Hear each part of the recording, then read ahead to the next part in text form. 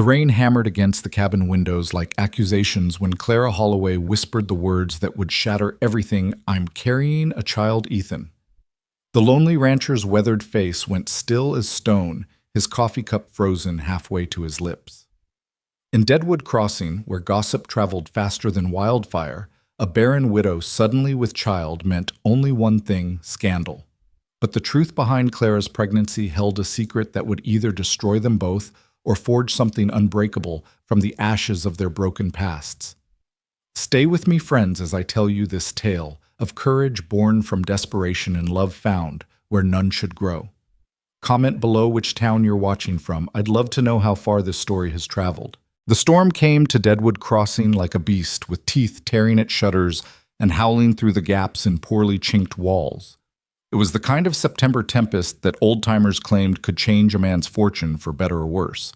For Ethan Ward, standing in the doorway of his ranch house 12 miles outside town, it would prove to be both. He hadn't expected anyone that night. Hell, he never expected anyone anymore. 5 years of solitude had taught him that visitors to the Ward Ranch came only when absolutely necessary to deliver bad news, collect debts, or confirm that he was still breathing. The townspeople had long ago decided he was cursed, and Ethan had stopped arguing with them. Some curses he'd learned were just truths dressed in superstition. The knock came just as he was banking the fire for the night, 3 sharp raps barely audible over the storm's fury. Ethan's hand went instinctively to the Winchester propped beside the door. Bandits sometimes used weather like this as cover, though most had learned to give the Ward Ranch a wide berth. There was nothing here worth stealing except sorrow. When he opened the door, the wind nearly tore it from his hands. There, illuminated by a flash of lightning, stood a woman. Young couldn't be more than 25, soaked through to the bone, her dark hair plastered against her face like wet rope. She clutched a leather Bible to her chest as if it were the only thing keeping her upright. Her dress, once blue, had turned the color of midnight from the rain. "Please," she said, and her voice was barely a whisper against the storm. "Please, I have nowhere else to go." Ethan Ward had turned away plenty in his 38 years. He'd learned early that helping people often meant inviting their troubles to become yours. But something in this woman's eyes, not pleading exactly, but resigned to whatever answer he might give, made him step aside. "Get in before you catch your death," he said gruffly. She stumbled across the threshold, and he caught her elbow to steady her. Through the soaked fabric of her dress, he could feel her trembling, whether from cold or fear, he couldn't tell, probably both. "Thank you," she managed through chattering teeth. "I'm sorry to impose. I couldn't stay there another night." "Where's there?" Ethan asked, closing the door against the storm. The sudden quiet felt almost oppressive after the wind's roar. "The Hendersons' place. I was working there, as help." She looked down at the puddle forming around her feet. "Mrs. Henderson said I wasn't needed anymore. Tonight, in this storm." Ethan's jaw tightened. He knew the Hendersons, Boyd and his wife Martha. They owned one of the larger spreads east of town, the kind of people who went to church on Sunday and counted their coins on Monday. Turning out a young woman in weather like this was low even for them. "Sit," he said, gesturing to a chair near the fire. "I'll get you something dry." He disappeared into the back room that had once been Margaret's, his wife's. Her clothes still hung in the wardrobe untouched for 3 years now. He selected a simple brown dress and a wool shawl, trying not to notice how they still carried the faint scent of lavender she'd loved. When he returned, the woman had moved closer to the fire, still clutching her Bible. In the firelight, he could see her face properly for the first time. Pretty in a tired sort of way, with high cheekbones and eyes the color of storm clouds. But it was the set of her shoulders that caught his attention, squared despite her shivering like someone who'd grown used to carrying weight. "Here," he said, setting the clothes on the table. "They should fit well enough. I'll step outside." "In this storm?" She looked up at him, surprised. "I've been wet before." "That's foolish. Just turn around, please. I'll be quick." He turned to face the wall, listening to the rustle of wet fabric and trying not to think about the impropriety of the situation. A young woman alone in his house changing clothes while he stood 10 feet away. If anyone in town knew, the gossip would run for weeks. Then again, they gossiped about him anyway. You can turn around now, she said softly. Margaret's dress hung a bit loose on her frame, but the color brought warmth to her pale skin. She'd wrung out her hair and pulled it back, revealing a face younger than he'd first thought. There was something familiar about her, though he couldn't place it. I'm Clara, she said. Clara Holloway. The name hit him like a physical blow. Holloway. He knew that name. Everyone in Deadwood Crossing knew that name. Tom Holloway's widow, he said. It wasn't a question. Her chin lifted slightly. Yes. Tom Holloway had died 6 months ago, thrown from a horse he'd been trying to break. 26 years old with a reputation for charm and not much else. The funeral had been well attended. Tom had been popular, especially with the ladies, but Ethan hadn't gone. He didn't do funerals anymore. I heard you went to live with his family, Ethan said. Clara's bitter laugh was answer enough. For 2 months, until his mother decided I was the reason God hadn't blessed them with grandchildren, said I was barren cursed, that I'd brought bad luck to their family. She looked into the fire. The Hendersons took me in after that. Charity, they called it, though they made sure I earned every meal with work. And now Mrs. Henderson says her husband's been looking at me too long, as if that's my fault. The words came out sharp-edged with exhaustion and anger. She called me things I won't repeat and told me to leave immediately. Didn't even let me gather all my belongings. Ethan moved to the stove, poured coffee from the pot that was always kept warm. He set a cup in front of her, then took his own chair across the table. The storm continued its assault on the walls, but inside the fire crackled peacefully. You got anywhere to go? He asked. Would I be here if I did? She wrapped her hands around the cup, absorbing its warmth. I have a sister in California, but no money for passage. I thought maybe I could sleep in your barn tonight, just until the storm passes. Then I'll figure something out. The barn roof leaks something fierce in weather like this. I've slept in worse places. He studied her over his coffee cup. There was steel in this one despite her current circumstances, or maybe because of them. Hardship had a way of either breaking people or tempering them. Clara Holloway looked tempered. You can stay the night, he said.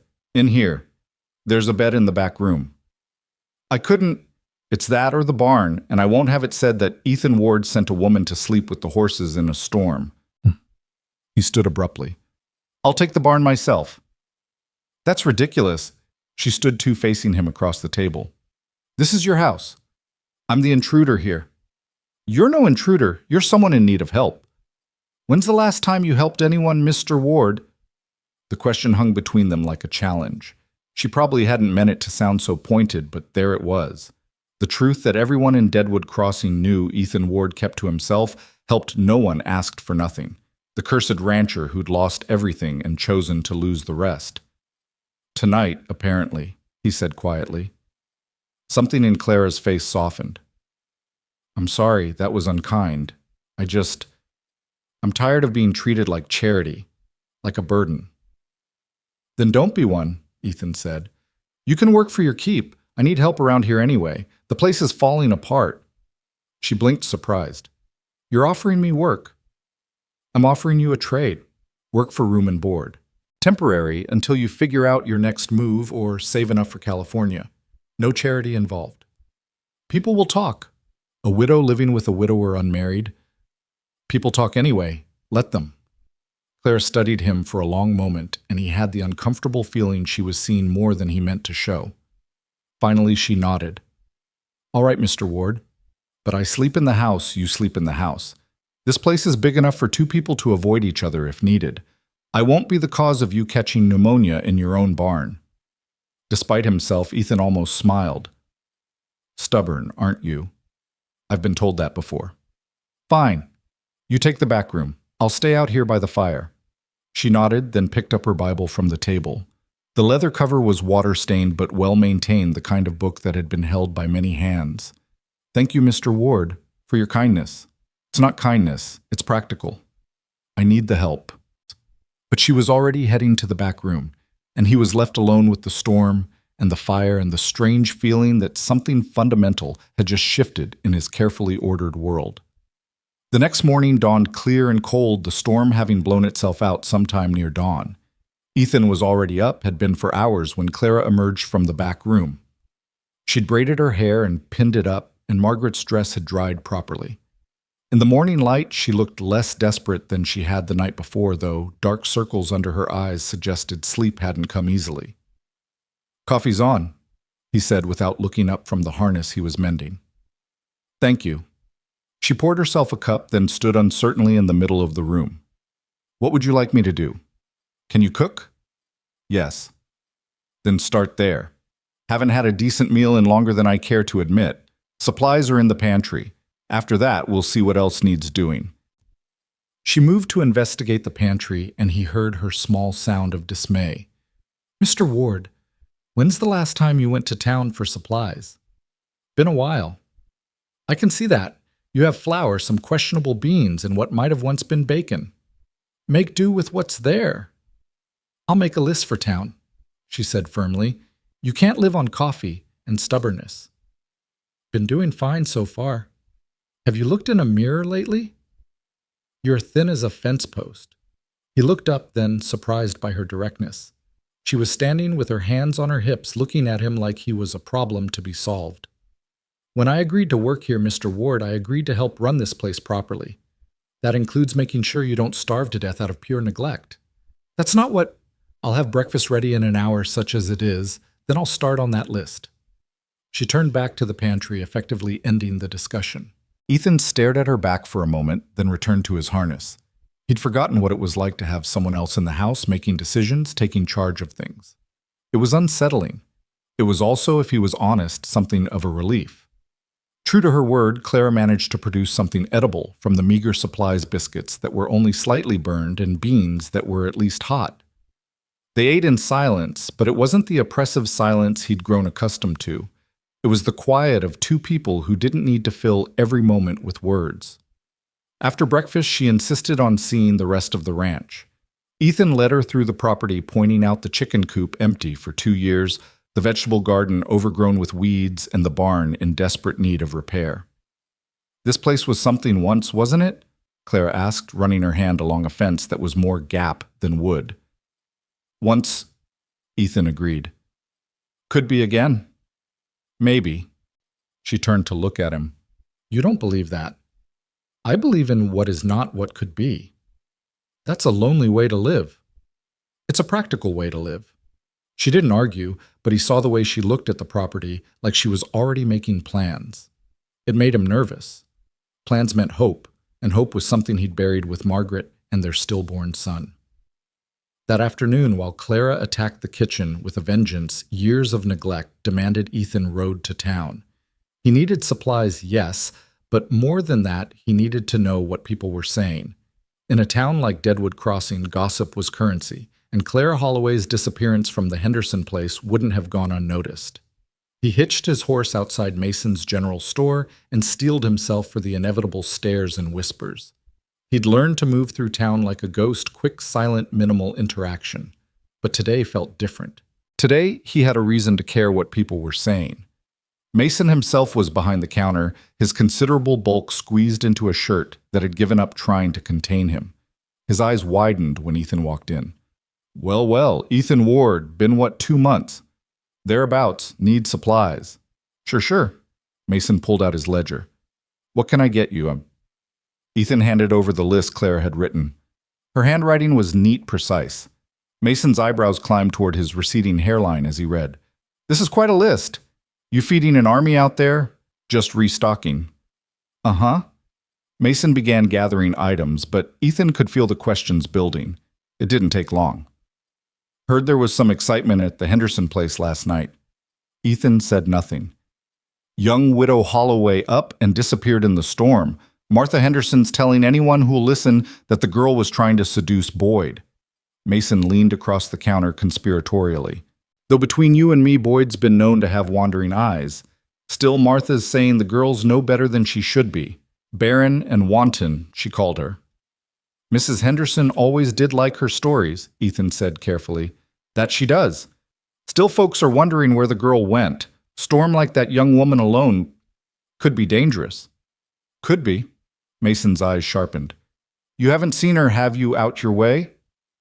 My ranch is 12 miles from the Henderson place. Hell of a walk in a storm. It wasn't exactly a lie, but it wasn't the truth either. Mason sensed there was more, but seemed to decide not to push. He finished gathering the supplies, tallied the cost. That'll be $8.60. Ethan paid without complaint, though it was more than he'd spent in the last 6 months combined. As he loaded the supplies into his wagon, he became aware of eyes on him. Across the street, Mrs. Patterson and Mrs. Daniel stood in hushed conversation, both staring openly. At the blacksmith's, Joe Turner had stopped mid-swing to watch. Let them look, Ethan thought. But he knew it was already starting the speculation, the gossip. By tomorrow, half the town would have theories about where Clara Holloway had gone. By the end of the week, someone would connect her disappearance to his trip for supplies. He was halfway home when he met Sheriff Collins on the road. The sheriff was a decent man, fair-minded, and not given to the gossip that plagued most of Deadwood Crossing, but he had a job to do. "Ethan," he said, touching the brim of his hat. "Sheriff? Heading back from town." "I am." Collins looked at the loaded wagon, then back at Ethan. "Martha Henderson's filed a complaint. Says her housegirl stole from her before disappearing." "That's so..." "Says the girl took food and a blanket. Wants her arrested if found." "Seems harsh for food and a blanket." "That's what I thought." Collins shifted in his saddle. "You know, if someone had taken that girl in, given her shelter, I'd understand. Christian thing to do, helping someone in need." "I suppose it would be." "Of course, if that someone knew about stolen property, that'd be different. That'd be harboring a criminal." Ethan met the sheriff's eyes steadily. "Good thing there's no stolen property, then." Collins studied him for a long moment, then smiled slightly. "Good thing indeed. You take care, Ethan." "You too, Sheriff." As Collins rode away, Ethan realized the complications were already beginning. He thought he was just offering temporary shelter to someone in need, but nothing in Deadwood Crossing was ever that simple. When he got back to the ranch, he found Clara had transformed the kitchen. Surfaces he'd forgotten were wood gleamed with fresh scrubbing. The windows grimy for God knows how long, let in actual sunlight. She was on her knees attacking the floor with a brush and bucket, her sleeves rolled up to her elbows. "You don't have to do all this today," he said.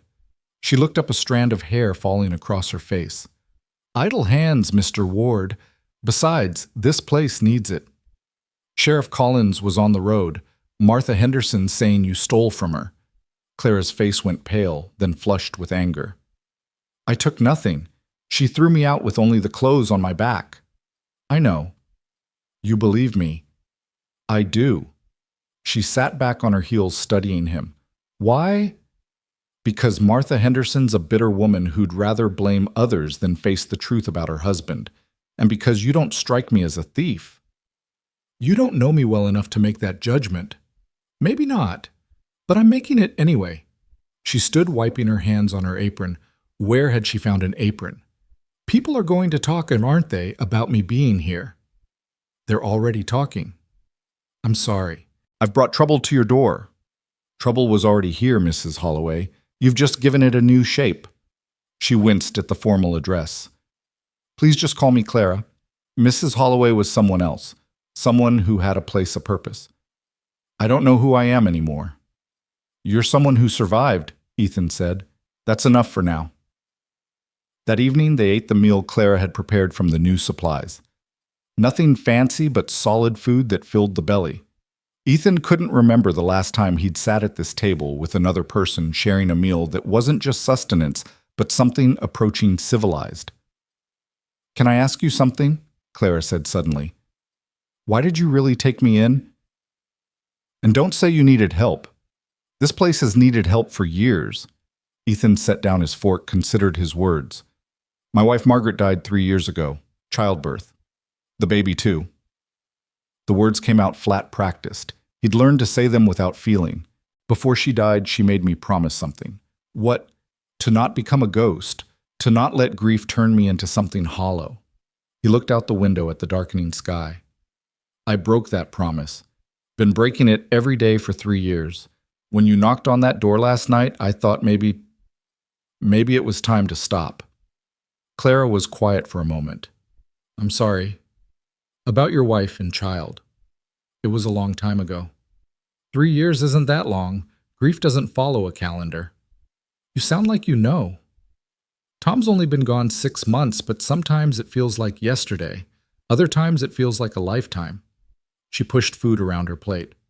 The strange thing is I grieve more for what we never had than what we did have. Does that make sense? More than you know. They finished the meal in companionable silence. As Clara cleared the dishes, Ethan found himself watching her move around the kitchen, bringing life back to a space that had been dead for too long. It scared him, this sudden disruption of his carefully maintained emptiness. But underneath the fear was something else, a tiny spark of something he'd thought was gone forever. That night, as he lay on his makeshift bed by the fire, he could hear Clara moving in the back room. The sounds of another person in the house should have been intrusive, disturbing. Instead, they were oddly comforting. For the first time in 3 years, the house didn't feel like a tomb. The next days fell into a pattern. Clara rose early, had coffee ready when Ethan came in from checking the animals. She cooked, cleaned, and began tackling the vegetable garden with a determination that bordered on ferocity. Ethan worked on repairs the barn roof, the chicken coop fences that had been neglected too long. They ate meals together, shared the evening hours by the fire, her reading from her Bible, while he worked on harnesses or tools. It should have been awkward, this sudden domesticity between strangers.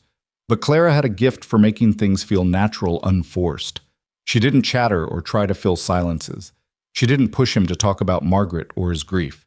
She simply existed in the space, solid and real and unexpectedly necessary.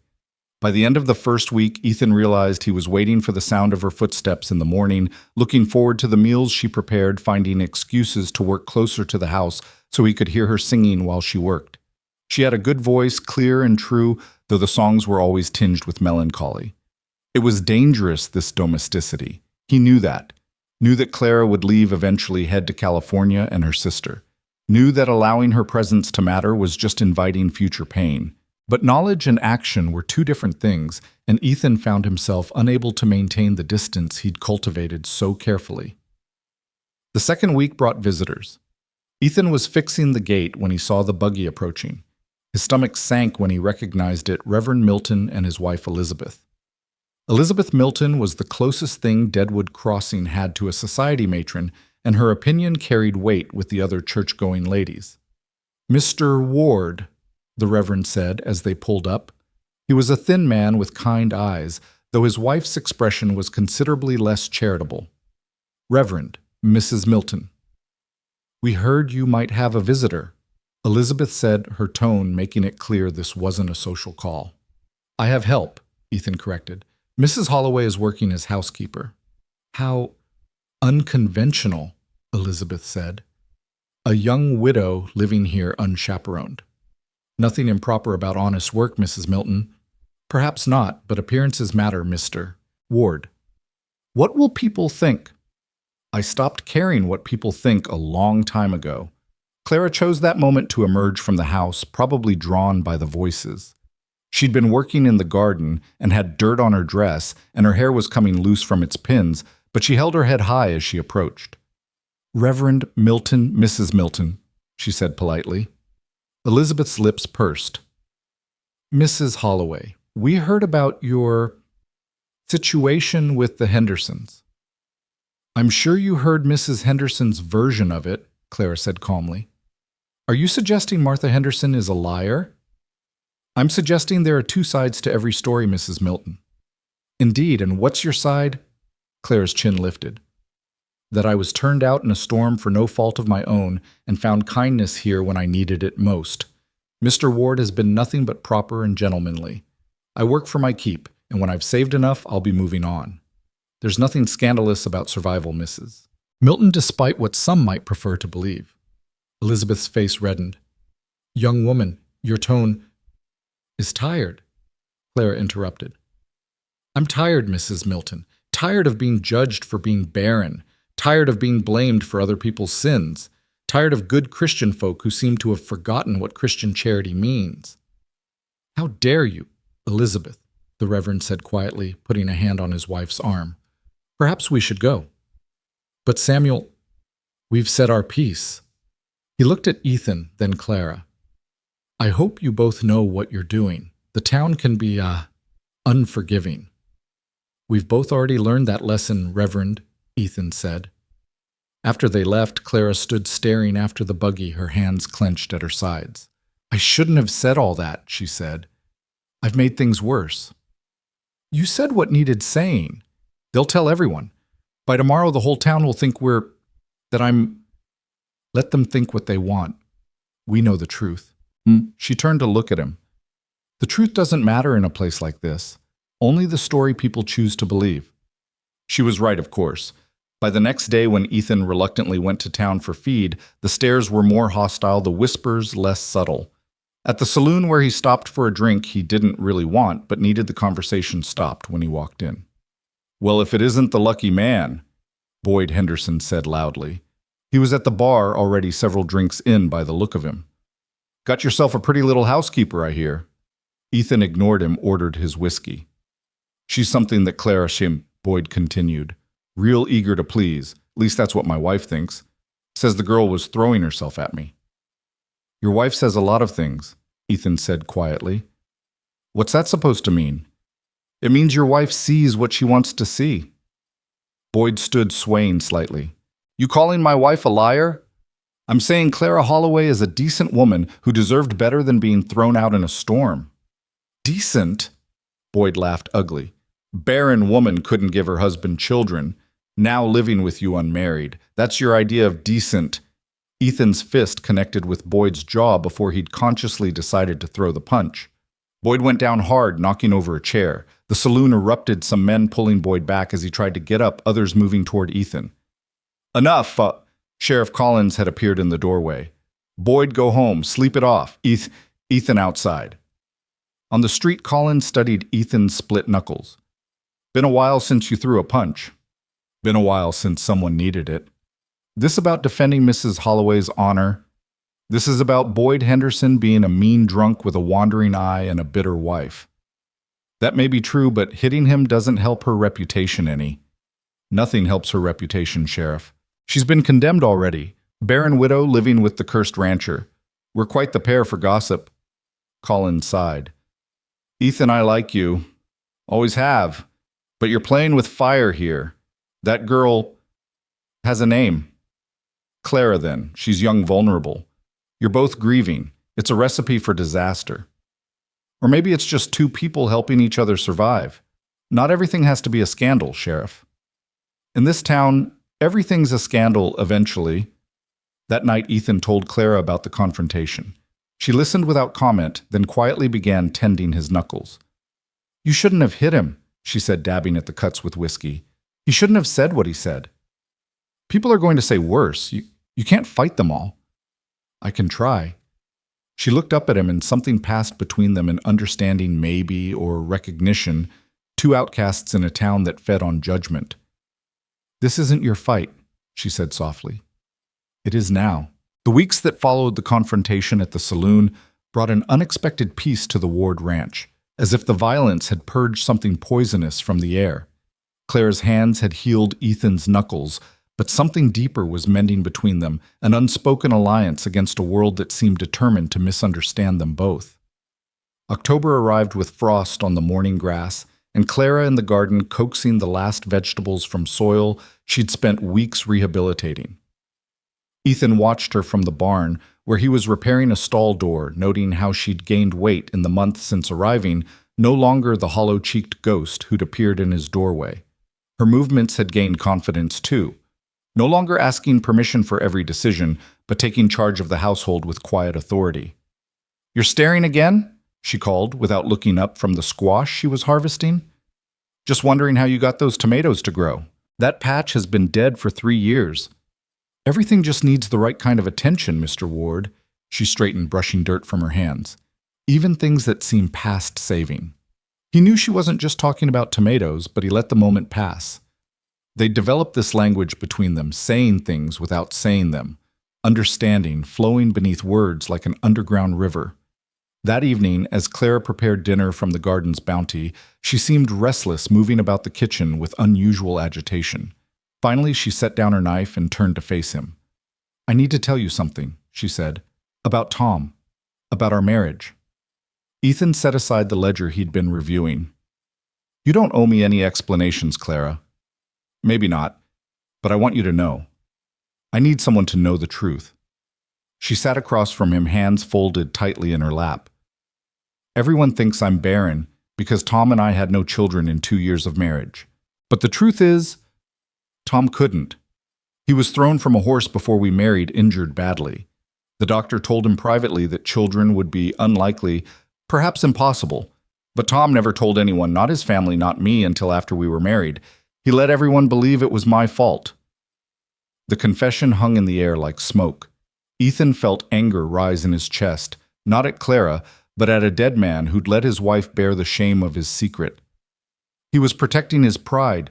Clara continued, her voice steady, but her eyes bright with unshed tears. A man who couldn't father children in a place like this that would have destroyed him. So he let them call me barren, let his mother treat me like I was defective. Even now, after he's gone, I'm still carrying his lie. Why are you telling me this? Because I see how you look at me sometimes, like you're wondering if the gossip is true. If I'm really the fallen woman they say I am. I wanted you to know that I'm not barren, I'm not wanton. I'm just tired of pretending to be something I'm not. Ethan was quiet for a long moment, processing this revelation.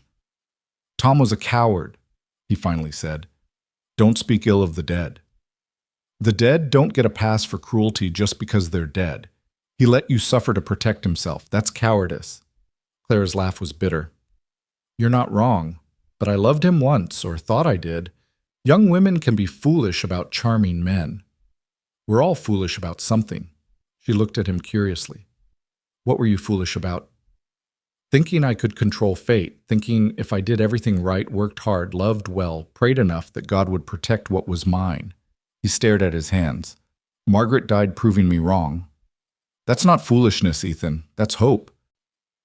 It was the first time she'd used his given name, and the sound of it in her voice did something unexpected to his chest, a tightening and loosening all at once. Hope's just another word for foolishness, he said, but the words lacked conviction. Then I guess we're both fools, Clara said softly. Because despite everything, I still hope for better days. That night, the first real storm of autumn hit, though nothing like the tempest that had brought Clara to his door. They sat by the fire, Clara reading aloud from her Bible while rain hammered the windows. It had become their evening ritual, her voice weaving through familiar passages while he worked on repairs or simply listened. Therefore we do not lose heart, she read. Though outwardly we are wasting away, yet inwardly we are being renewed day by day.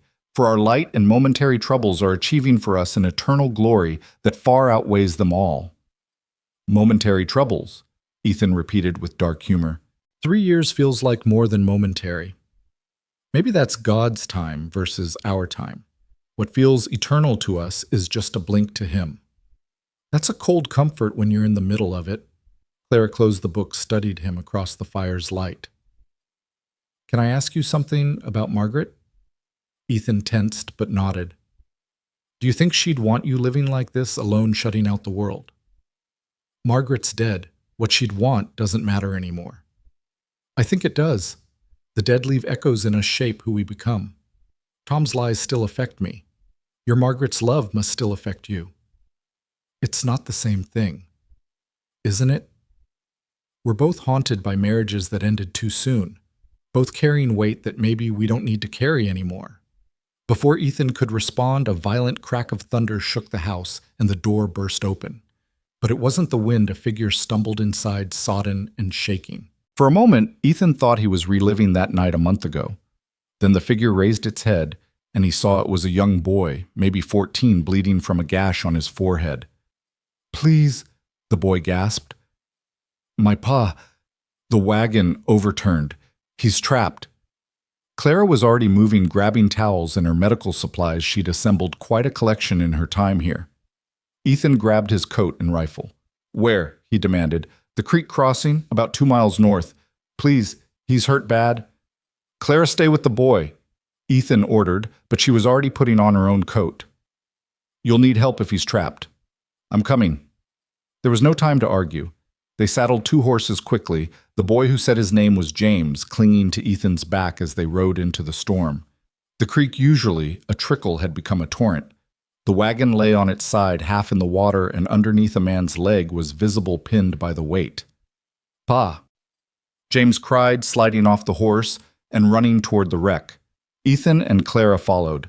The man was conscious but pale, his breathing labored. The wagon had him pinned at the thigh, and the rising water was already at his chest. "We need to lift it," Ethan said, assessing the situation. "Clara, can you pull him out when I lift?" "I can try."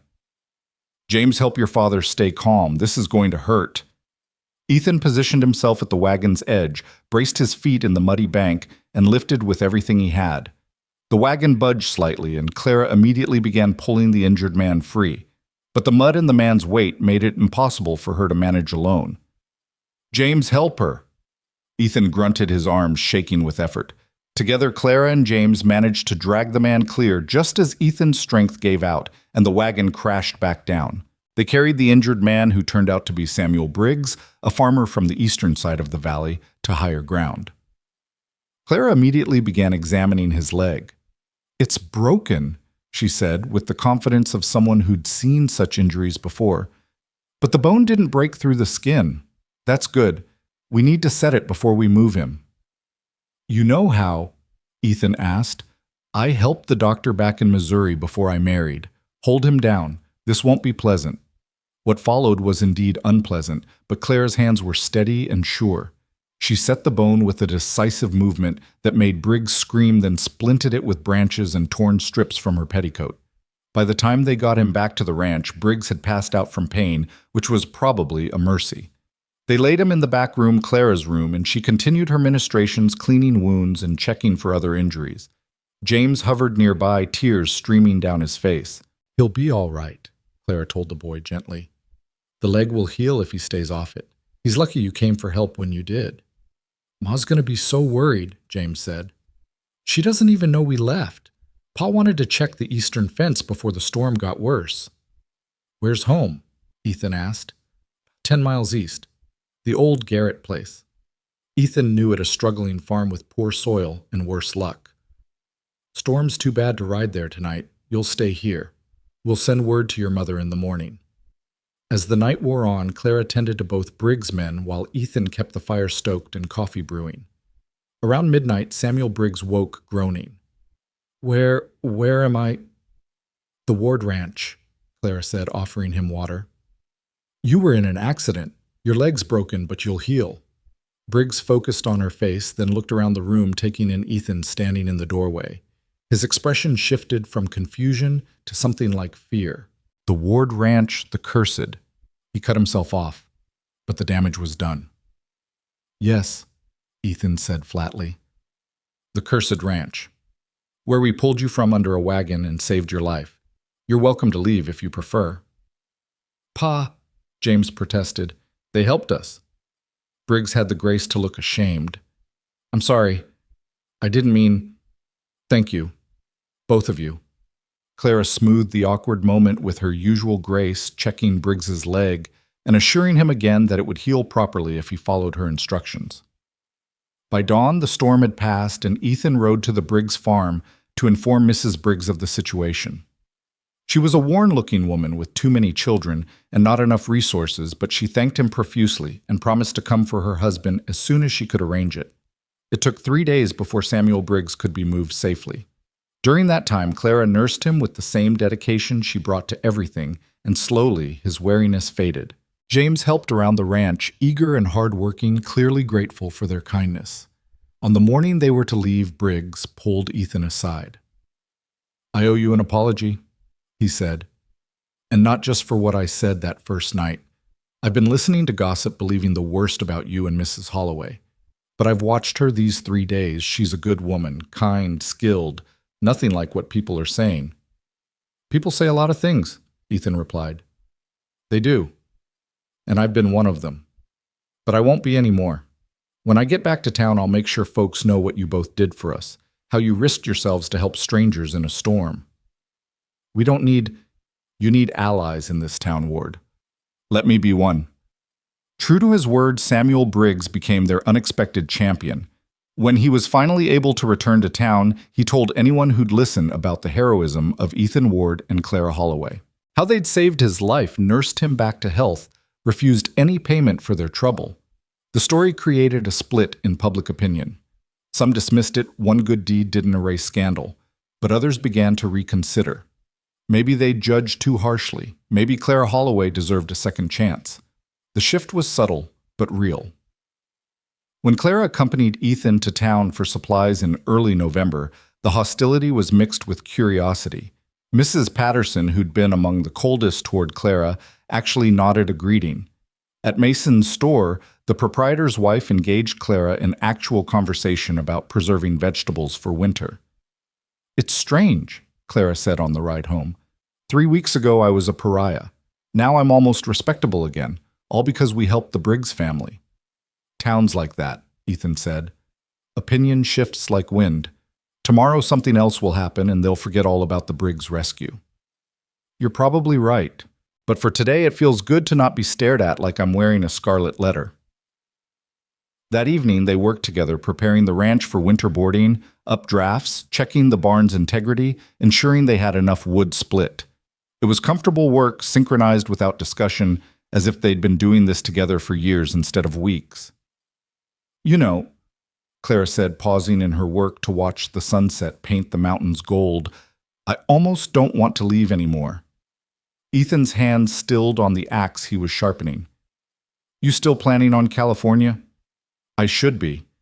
My sister writes that there's opportunity there, a chance for a fresh start where nobody knows my history." She turned to look at him. "But I found something here I didn't expect." "What's that?" "Peace, purpose, a place where my work matters." She paused, then added quietly, "A friend." The word hung between them, inadequate for what they'd become to each other, but safer than any alternative. Ethan wanted to tell her to stay, that the ranch needed her, that he needed her. But the words stuck in his throat, held back by 3 years of practice isolation and the fear of hoping for anything again. "Winter's hard here," he said instead. "Harder than you might expect. You might change your mind come January." "Maybe," Clara said, but her smile suggested otherwise. "Or maybe winter's exactly what I need, a season of waiting, of rest, of letting things lie dormant until they're ready to grow again." November deepened into true cold, and they settled into winter routines. Clara had transformed the house into something warm and welcoming. Curtains she'd sewn from fabric bought in town, rugs beaten clean and arranged strategically, the smell of baking bread a constant comfort. The garden was put to bed under straw, and prayer, the preserves she'd made, lined up like jeweled promises in the pantry. Ethan found himself looking forward to the long evenings when work was done, and they could sit by the fire talking or reading or simply existing in comfortable silence. Clara had started teaching him to play chess with a set she'd found buried in a trunk, and their games became gentle battles of wit that could stretch for hours. "You're getting better," she said one night as he actually managed to put her king in check. "I have a good teacher. Or maybe you're just finally paying attention." She moved her king to safety, then added, "You know, Tom never had the patience for chess, said it was too slow, too much thinking." It was rare for her to mention her late husband voluntarily. Ethan had learned to listen when she did. Understanding these moments were part of her healing. He preferred cards, she continued, poker especially. The risk, the bluff, the quick win or loss. "I think he saw life the same way, a game of chance where you either won big or lost everything." "And you, how do you see life?" Clara considered, her fingers hovering over a bishop. "Like farming, I think. You plant, you tend, you wait. Sometimes the crop fails despite your best efforts. Sometimes it thrives beyond expectation. But either way, you get up the next season and plant again. That's a lot of faith in tomorrow. What's the alternative? Give up. Let the fields go fallow forever." She made her move, then looked at him directly. "You've been letting your fields go fallow for 3 years, Ethan. Maybe it's time to plant again." Before he could respond, a knock at the door interrupted them. It was late for visitors, past 9 o'clock. Ethan grabbed his rifle before opening the door. Sheriff Collins stood on the porch, his expression grim. "Ethan, Mrs. Holloway, sorry to disturb you so late." What's wrong, Sheriff? Clara asked, rising from her chair. There's been talk in town. Boyd Henderson's been drinking, running his mouth about you both. Making accusations. What kind of accusations? Ethan's voice was dangerously quiet. The kind that could cause real trouble. He's saying Mrs. Holloway bewitched you, that she's using feminine wiles to steal your ranch. Says she probably did the same to her late husband, maybe even caused his accident. Clara's face went white. That's monstrous. It is, Collins agreed. And most folks aren't buying it. But Boyd's got some of the rougher elements listening. There's talk of riding out here teaching you both a lesson about propriety. Let them come, Ethan said coldly. That's not the answer, and you know it. Violence only feeds the fire. Collins looked between them. I came to warn you, but also to suggest something. This situation, it's untenable. A young widow, a widower living together unmarried. It's causing too much talk, too much trouble. What are you suggesting, Sheriff? Clara asked, though her tone suggested she already knew. I'm suggesting you either make this arrangement legal and proper, or one of you needs to leave, for both your sakes. After Collins left, the silence in the house was deafening. Clara stood by the window staring out at the darkness. Ethan remained by the door, trying to process what the sheriff had implied. He's right, Clara finally said. This can't continue as it is. I'm putting you in danger just by being here. You're not going anywhere. She turned to face him, and he was surprised to see anger in her eyes. You don't get to make that decision for me, Ethan. This is my life too, my reputation. What's left of it, anyway? I don't care about reputation, because yours was already ruined. You were already the cursed rancher, the man who lost everything. You had nothing left to lose. But I still had hope of rebuilding, of finding something better. Now I'm just the Scarlet Woman living in sin with a man who isn't my husband. The words stung because they were true. He had been selfish letting her stay without considering the full cost to her future. What do you want to do? He asked quietly. Clara was quiet for a long moment, then laughed bitterly. What I want to live in a world where a woman can work for a man without being accused of witchcraft or whorishness.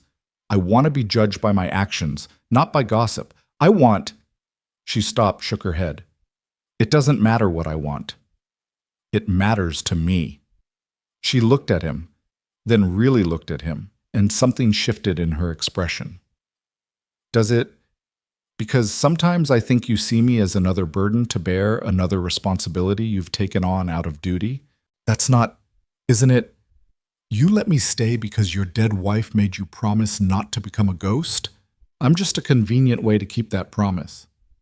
You're not convenient, you're... Ethan struggled for words, unused to expressing emotions he'd buried for so long. You're the first thing that's made sense in 3 years, the first person who's made me want to be more than a walking corpse. If that's not what you want to hear, I'm sorry, but it's the truth. Clara stared at him, tears she'd been holding back finally spilling over. Ethan, the sheriff's right about one thing, he continued, moving closer to her. This situation can't continue. So I'm asking you, not asking what do you want to do? Leave for California, stay, and face whatever Boyd Henderson and his mob might bring, or make this legal like Collins suggested. Marriage would protect you from the worst of the gossip. It would be a business arrangement, nothing more. You'd have the protection of my name, such as it is, and the legal right to be here. Clara's laugh was watery. A business arrangement? How romantic. I'm not offering romance, Clara. I buried my heart with Margaret. But I can offer you safety, respect, a home. It's not much, but... Yes. The word stopped him cold. What? Yes, I'll marry you. Not for safety or respectability or because the sheriff suggested it. She reached up, touched his face gently. But because I've fallen in love with you, Ethan Ward. Not with the man you were before Margaret died, but with who you are now, broken and stubborn and slowly coming back to life. Clara, I don't know if I can love you the way you deserve. I'm not asking you to. I'm just asking you to try. To plant those fields again, even if you're not sure what will grow. He caught her hand, held it against his cheek. You deserve better than a broken man and a failing ranch. Maybe. But this is what I choose. You are what I choose. The kiss was inevitable then, soft and careful, like they were both made of glass. It wasn't passionate or desperate, but it was real, a promise of possibility, a seed planted in winter soil. When they pulled apart, Clara was crying and smiling simultaneously. This is insane. We've known each other barely 2 months. We've known each other through storm and gossip and saving a man's life. That's more than some couples learn in years. The town will say I trapped you. Let them say it. We'll know the truth. They were married 3 days later in a simple ceremony at the ranch with Sheriff Collins officiating and the Briggs family as witnesses. Clara wore Margaret's wedding dress. Ethan had offered it without hesitation, saying Margaret would have wanted it used for happiness again. Samuel Briggs stood as Ethan's witness despite his still healing leg, while his wife stood with Clara. There was no celebration afterward, no wedding breakfast or dancing. But that evening, as Clara moved her few belongings from the back room to the main bedroom, their bedroom now, Ethan felt something he hadn't experienced in 3 years. Hope. Are you sure about this? He asked as she arranged her Bible on the nightstand. I've been sure since the night I knocked on your door, she said simply. It just took me a while to understand why God brought me through that storm to you. That night they lay together in the bed Ethan had shared with Margaret, but it didn't feel like a betrayal. It felt like a continuation, like life insisting on moving forward despite grief's attempt to hold it back. Clara curled against his side, her head on his shoulder, and Ethan marveled at the warmth of another person, the simple miracle of not being alone. Thank you, he whispered into the darkness. For what? For knocking on my door, for refusing to leave, for seeing something in me worth saving. We saved each other, Clara said softly. That's what marriage is supposed to be, isn't it? 2 people saving each other over and over again. Outside, winter wind howled around the corners of the house, but inside for the first time in 3 years, Ethan Ward felt truly warm. The morning after their wedding night, Clara woke to find Ethan already gone from their bed, the sheets beside her cold. Through the frosted window, she could see him in the barn, working as if nothing had changed. As if they hadn't spent the night discovering each other in the darkness, tentative and gentle, both of them relearning what it meant to be touched with tenderness. She dressed quickly and started breakfast, understanding that Ethan would need time to adjust to this new reality. 3 years of solitude couldn't be undone in a single night, no matter how right it had felt to hold each other. When he came in stamping snow from his boots, she handed him coffee without comment, letting normalcy be their bridge back to comfort. Thank you, he said, and she knew he meant for more than the coffee. The Briggs family sent a wedding gift, she said, indicating a basket on the table. Fresh eggs and preserves, and Mrs. Patterson stopped by earlier with a pie. Ethan raised an eyebrow. Mrs. Patterson? The same woman who called you a Jezebel last month. Marriage has apparently made me respectable again. Amazing how quickly the wind changes in this town. Don't trust it. They'll turn again at the first opportunity. Clara moved behind his chair, rested her hands on his shoulders. Then we'll face it together. That's what we promised yesterday, isn't it? He covered one of her hands with his own, rough and warm. It is. The first week of their marriage passed in careful adjustment. They learned each other's rhythms. Clara discovered that Ethan needed silence with his morning coffee, but welcomed conversation at dinner. Ethan learned that Clara sang when she was happy, but went quiet when something troubled her. They moved around each other with deliberate courtesy, both afraid of demanding too much too soon. It was the second week when everything changed. Clara had been feeling unwell for days, a persistent nausea that she attributed to the change in weather or perhaps nerves from their new arrangement. But that morning, as she rushed from their bed to the wash basin, the truth hit her with stunning clarity. She sat on the floor calculating dates with trembling fingers. Her last monthly course had been before she'd arrived at the ranch, before that terrible night at the Hendersons. The timeline stretched back and back until it reached an impossible conclusion. Tom had been dead 6 months. They'd been together just once in the weeks before his accident, a desperate attempt to save their failing marriage to prove the gossips wrong about her barrenness. It hadn't worked, or so she'd thought. The stress of his death, the upheaval that followed, she'd assumed that was why her courses had stopped. Women's bodies did that under strain, everyone knew. But now with morning sickness undeniable, and her breast tender in a way she'd never experienced. Clara faced a truth that would destroy everything she'd just begun to build with Ethan. She was pregnant, had been pregnant when she'd arrived at his door, pregnant when they'd married, carrying her dead husband's child while lying in another man's bed. The room spun. She gripped the washstand, trying to breathe through the panic. How could she tell Ethan he'd married her thinking she was barren, safe from the complication of children after losing his own? He'd married her for companionship, for help with the ranch, for a dozen reasons that didn't include raising Tom Holloway's posthumous child. "Clara," Ethan's voice came through the door. "Are you all right?" "I'm fine," she managed. "Just give me a moment." She heard his footsteps retreat and forced herself to stand. In the small mirror above the washstand, her reflection looked pale, but not noticeably different. How long before she couldn't hide it? A month? 2.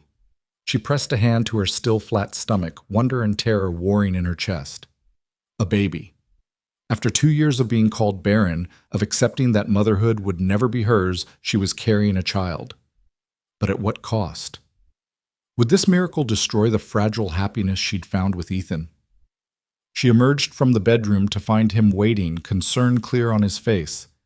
"You've been sick every morning this week," he said. "Maybe we should go to town, see the doctor." "No," she said too quickly. "It's nothing, just adjusting to married life." He studied her, and she could see he didn't believe her, but he didn't push. That was Ethan's way, patient, watchful, waiting for truth to emerge in its own time. Usually she appreciated it. Now it felt like a sword hanging over her head. December arrived with a blizzard that trapped them in the house for 3 days. They passed the time with chess and reading, Ethan teaching her to repair harnesses while she taught him to knit a skill that made him grumble, but which he pursued with characteristic determination. The forced proximity should have been comfortable, but Clara's secret sat between them like a third presence, making every moment feel fragile. On the third night, as wind howled around the house, Ethan set down his knitting needles he'd been working on what might generously be called a scarf, and looked at her directly. "Are you going to tell me what's wrong?" "Nothing's wrong." "Clara," just her name, but weighted with knowledge. "You barely eat. You jump when I touch you. You look at me like you're waiting for something terrible to happen. If you're regretting the marriage—" "No." The word came out almost as a sob. "No, Ethan, never that." "Then what—" He moved to sit beside her on the small sofa, took her hands in his. "Whatever it is, we can face it together. That's what we promised." She looked at their joined hands, his so much larger, scarred from years of hard work. Hands that had been nothing but gentle with her, hands that deserved truth. "I'm pregnant." The words fell into silence. Ethan's grip didn't change, didn't tighten or pull away, but she felt him go absolutely still. "Tom's?" he asked quietly. She nodded, unable to speak. "How long have you known?" "A week. Maybe I suspected longer, but I couldn't. I didn't want to believe." She pulled her hands free, wrapped her arms around herself. "I understand if you want to annul the marriage. No one would blame you. A man shouldn't have to raise another man's child, especially when—" "Stop." The word was sharp enough to cut through her spiral. "Just stop." He stood paced to the window where snow continued to fall. Clara watched his back, the rigid set of his shoulders, and felt her heart breaking. This was it then, the end of her brief glimpse of happiness.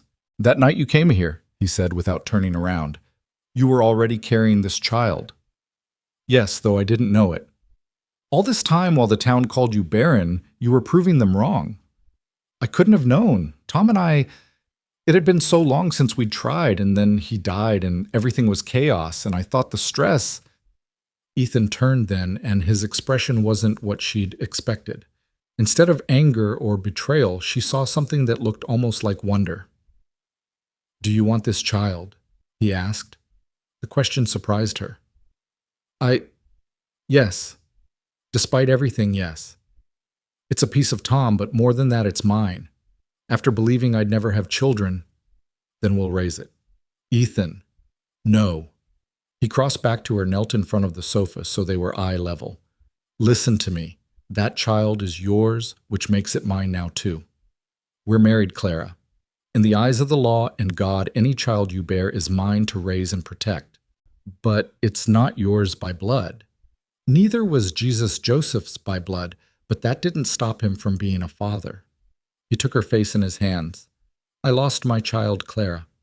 Held him for 10 minutes before he stopped breathing. Do you know what I would give for the chance to raise a child, any child, blood or not? Tears were streaming down her face now. The town will count months. They'll know. Let them count. Let them gossip.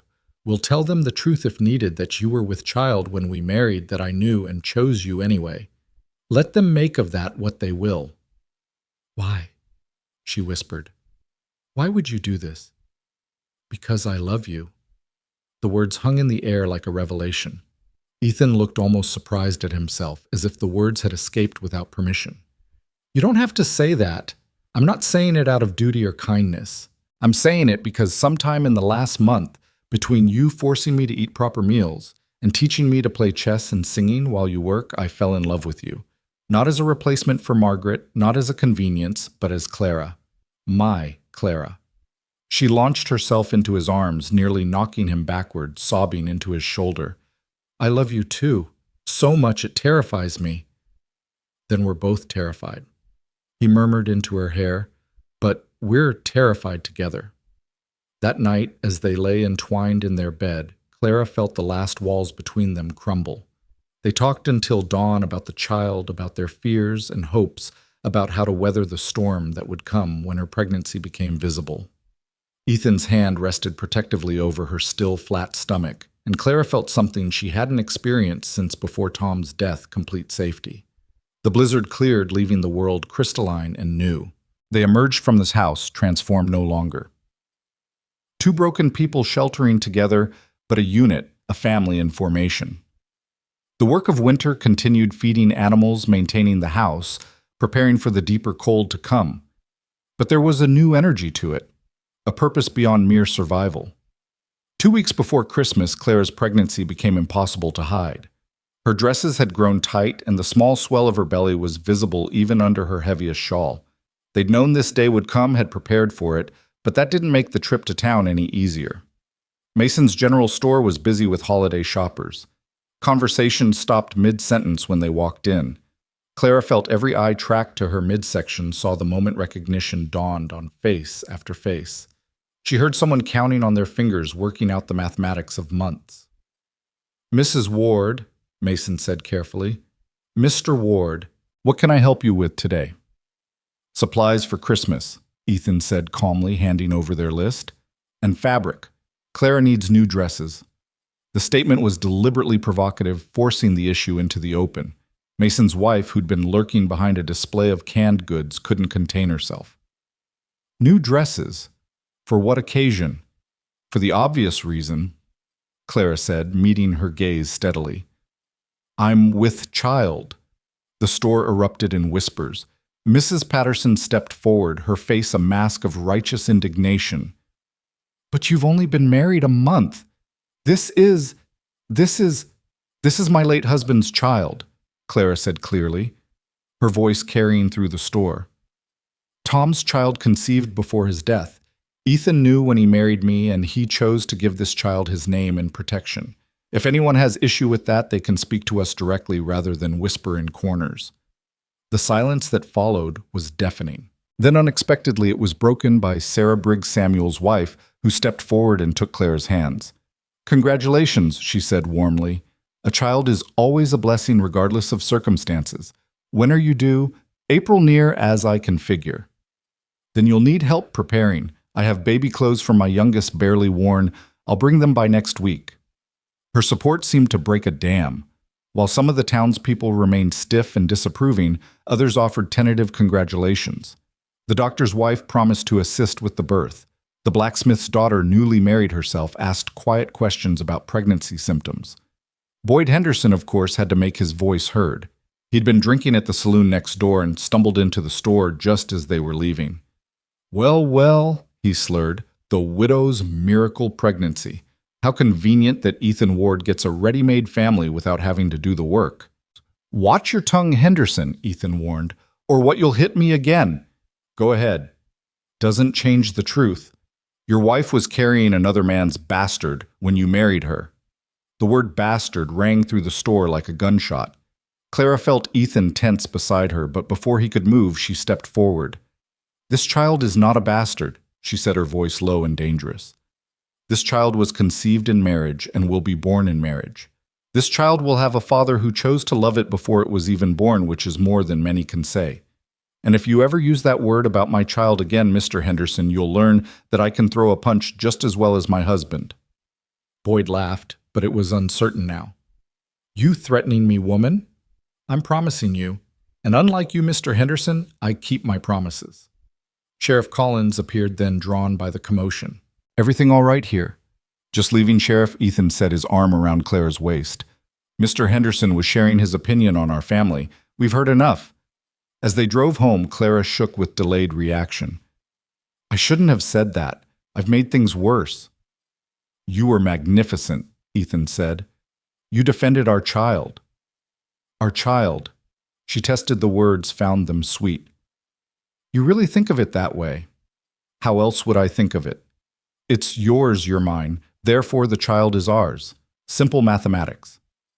Nothing about this is simple. No, he agreed. But the best things rarely are. Christmas came with unexpected joy. The Briggs family visited, bringing not only the promised baby clothes, but also toys their children had outgrown. Reverend Milton and his wife came by, and while Elizabeth remained cool, the Reverend offered genuine congratulations and prayers for a safe delivery. Even some of the townspeople who'd been coldest toward Clara sent small gifts, preserves, knitted blankets, a hand-carved rattle. It's as if the baby has made me human again in their eyes. Clara marveled, sorting through the offerings. Or maybe they're remembering their own humanity, Ethan suggested. Hard to maintain hatred toward a pregnant woman at Christmas. They celebrated quietly, just the two of them. Clara had managed to knit Ethan a proper scarf to replace his practice attempt, and he'd carved her a rocking chair, working on it in secret in the barn for weeks. They sat by the fire, her in her new chair, him on the floor, with his head against her knee, feeling the baby move for the first time. There?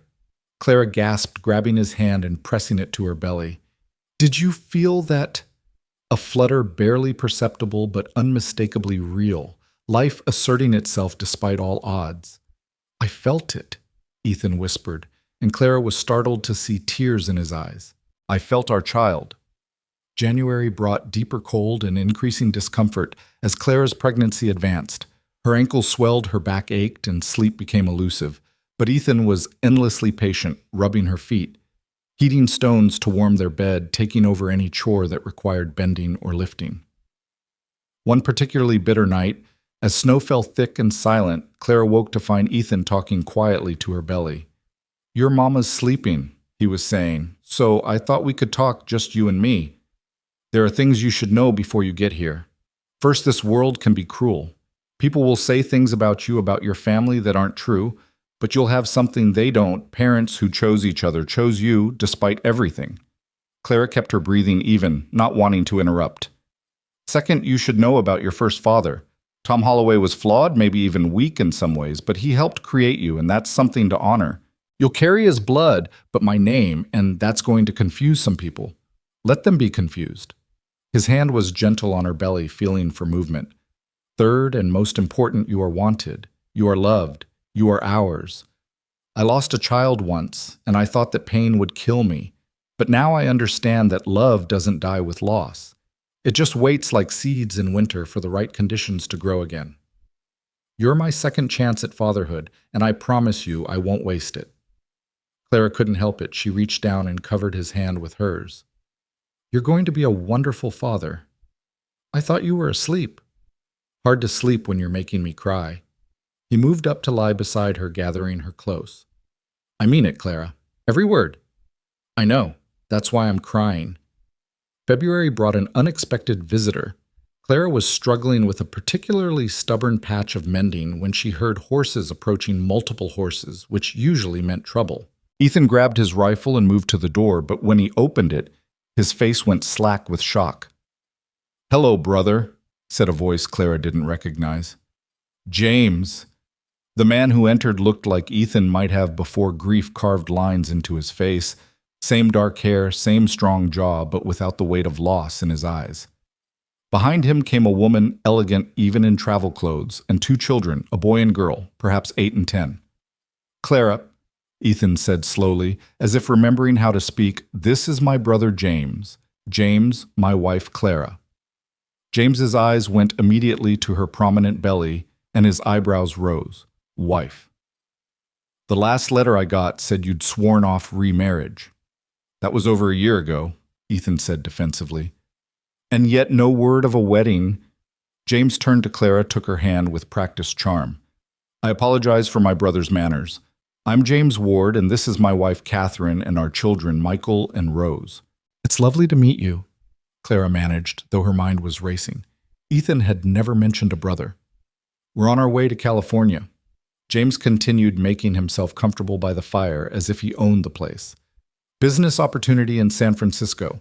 Thought we'd stop by, see how my hermit brother was surviving. Imagine my surprise to find him not only survived, but thriving. James, Ethan's voice carried warning. Why are you really here? The charm flickered. Can't a man visit his brother? You haven't visited in 5 years. Not since Margaret's funeral. I know. James's expression sobered. I should have come sooner. I'm sorry for that. The tension in the room was palpable. Catherine, sensing it, ushered the children to explore the kitchen with Clara while the brothers talked. Clara found herself grateful for the distraction, showing Rose how to knead bread, while Michael peppered her with questions about the ranch. Uncle Ethan really lives here all alone? Michael asked. Not anymore, Clara said. We live here together now. Because you're having a baby. Children's directness could be startling. Because we're married. The baby is a blessing that came with our marriage. Mother says Uncle Ethan is cursed, Rose said matter-of-factly. That's why we never visit. Rose, Catherine scolded, but the damage was done. Your uncle isn't cursed, Clara said firmly. He's had sadness in his life, yes, but that doesn't make him cursed. It makes him human. That evening, with the children asleep in the spare room, the adults sat around the fire. The conversation was stilted, years of distance not easily bridged. Why California? Ethan finally asked. Railroad investment opportunity. Could make us rich if it pans out. James studied his brother. You could come with us? Sell this place, start fresh. This is my home. This is your tomb, James said bluntly. Or it was, though apparently you've found resurrection. He looked at Clara. My brother was dead for 3 years. You've brought him back to life. We brought each other back, Clara corrected. When's the baby due? April. She saw him calculating, saw the moment he realized the truth. But instead of judgment, James laughed. Let me guess. Small town, quick wedding, pregnant bride. The gossips must be having a field day. It's not what you think, Ethan started, but Clara put a hand on his arm. It's exactly what he thinks, and it doesn't matter. We chose each other with full knowledge of the situation. That's all anyone needs to know. James raised his glass in salute. I like her brother. She's got spine. She's got more than that, Ethan said quietly. She's got courage most people couldn't dream of. The visit lasted 3 days. In that time, Clara watched the brothers slowly thaw toward each other. James helped with ranch work, complaining good-naturedly about the early hours and cold. Catherine proved surprisingly helpful with household tasks, and the children brought laughter back to rooms that had been silent too long. On the last evening, James pulled Ethan aside, but Clara could hear their conversation from the kitchen. I was wrong to stay away, James said. After Margaret died, I didn't know how to help you. You wouldn't talk, wouldn't let anyone in. It was easier to leave you to your grief than fight through it. I wouldn't have let you fight through it. Maybe not, but I should have tried harder. A pause. She's good for you, your Clara. Different from Margaret, but maybe that's what you needed. She's nothing like Margaret, Ethan agreed. Margaret was springtime, gentle, sweet, easy. Clara's winter, fierce, challenging, but somehow warming everything she touches. You love her. More than I thought possible after Margaret. Differently, but not less. And the child will be mine in every way that matters. When the family left the next morning, heading west toward their California dreams, Clara felt the ranch settle back into quiet. But it was a different quiet than before Fuller somehow enriched by the visit. "You never told me you had a brother," she said as they watched the wagon disappear. "We haven't been close since childhood. He thought I was wasting my life out here. Maybe he was right. But not anymore." Ethan pulled her close hand resting on her belly. "No, not anymore." March arrived with the promise of spring. The snow began to melt, revealing the earth beneath ready for planting. Clara, now heavily pregnant, directed operations from her rocking chair while Ethan prepared the garden for the seeds she'd carefully saved. "Potatoes there," she instructed, "and tomatoes by the south wall where they'll get the most sun." "You're assuming you'll be able to tend them with a newborn," Ethan pointed out. "I'm assuming we'll tend them together. That's what partners do." It was during this tentative spring that the final test came. Clara was at the well drawing water despite Ethan's insistence that he handle such tasks when she heard riders approaching. Not just a few, a dozen or more with torches despite the afternoon sun. Boyd Henderson led them, of course, but he'd brought others rough men from the mining camps, faces she didn't recognize. They stopped just short of the property line, but their intent was clear. "Ethan Ward," Boyd shouted, "come out and face justice." Ethan emerged from the barn rifle in hand, but not raised. "What justice would that be, Henderson?" "The justice of decent folks against those who mock God's law. Your wife's carrying a bastard and you're raising it as your own. It's an abomination." "The only abomination here is a mob threatening a pregnant woman." Sheriff Collins' voice came from behind the mob. He'd approached from the other direction, badge glinting hand on his pistol. "Gentlemen, you're about to commit a crime. I suggest you reconsider." "This ain't your business, Sheriff," one of the miners said. "Peace in this town is exactly my business, as is preventing lynch mobs." Collins moved his horse between the mob and the ranch. "Boyd Henderson, you're drunk again. These men you've riled up will abandon you the moment they sober up and realize what they almost did. Go home." "You can't protect them forever, Collins." "I don't have to. Just long enough for you to remember that Ethan Ward saved Samuel Briggs's life. That Clara Ward has helped half the women in this town with medical troubles. That they're good people who deserve to live in peace." It was then that Clara noticed other riders approaching Samuel Briggs and his oldest son, the doctor, and his wife, even Reverend Milton. They arranged themselves alongside the sheriff, creating a barrier between the mob and the ranch. "This is our business too," Samuel Briggs said loudly. "These people saved my life. Anyone who threatens them threatens me." The mob wavered. They'd expected to intimidate two isolated people, not face half the town's respectable citizens. "You're making a mistake," Boyd spat. "They're living in sin." "They're living in marriage," Reverend Milton said firmly. "I may not have performed the ceremony, but I've seen their commitment to each other. Who are we to judge how God brings people together?" The standoff lasted another tense minute before the mob began to disperse, men peeling away in ones and twos, suddenly remembering urgent business elsewhere. Finally, only Boyd remained swaying on his horse. "This isn't over," he said. "Yes, it is," Sheriff Collins replied. "If you come near the Ward Ranch again, I'll arrest you. If you incite another mob, I'll see you tried for attempted murder. Go home, Boyd. Go home to your wife, who deserves better than a drunk who blames others for his own failings." After Boyd left, the small group of defenders approached the house. Clara, shaking with delayed fear, served coffee with trembling hands. "Why?" she asked. "Why stand up for us, fool?" "Because it was right," Sarah Briggs said simply. "Because courage deserves to be met with courage."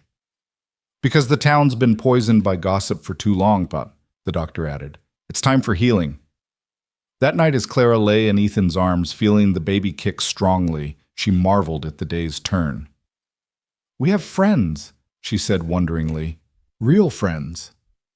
"We have more than that," Ethan said. "We have a community, a place, a future. All things I never thought I'd have again. All things we've earned." The baby kicked again hard enough to make Clara gasp. "I think someone agrees with you." Ethan laughed, the sound rich and full in the darkness. "Strong-willed already.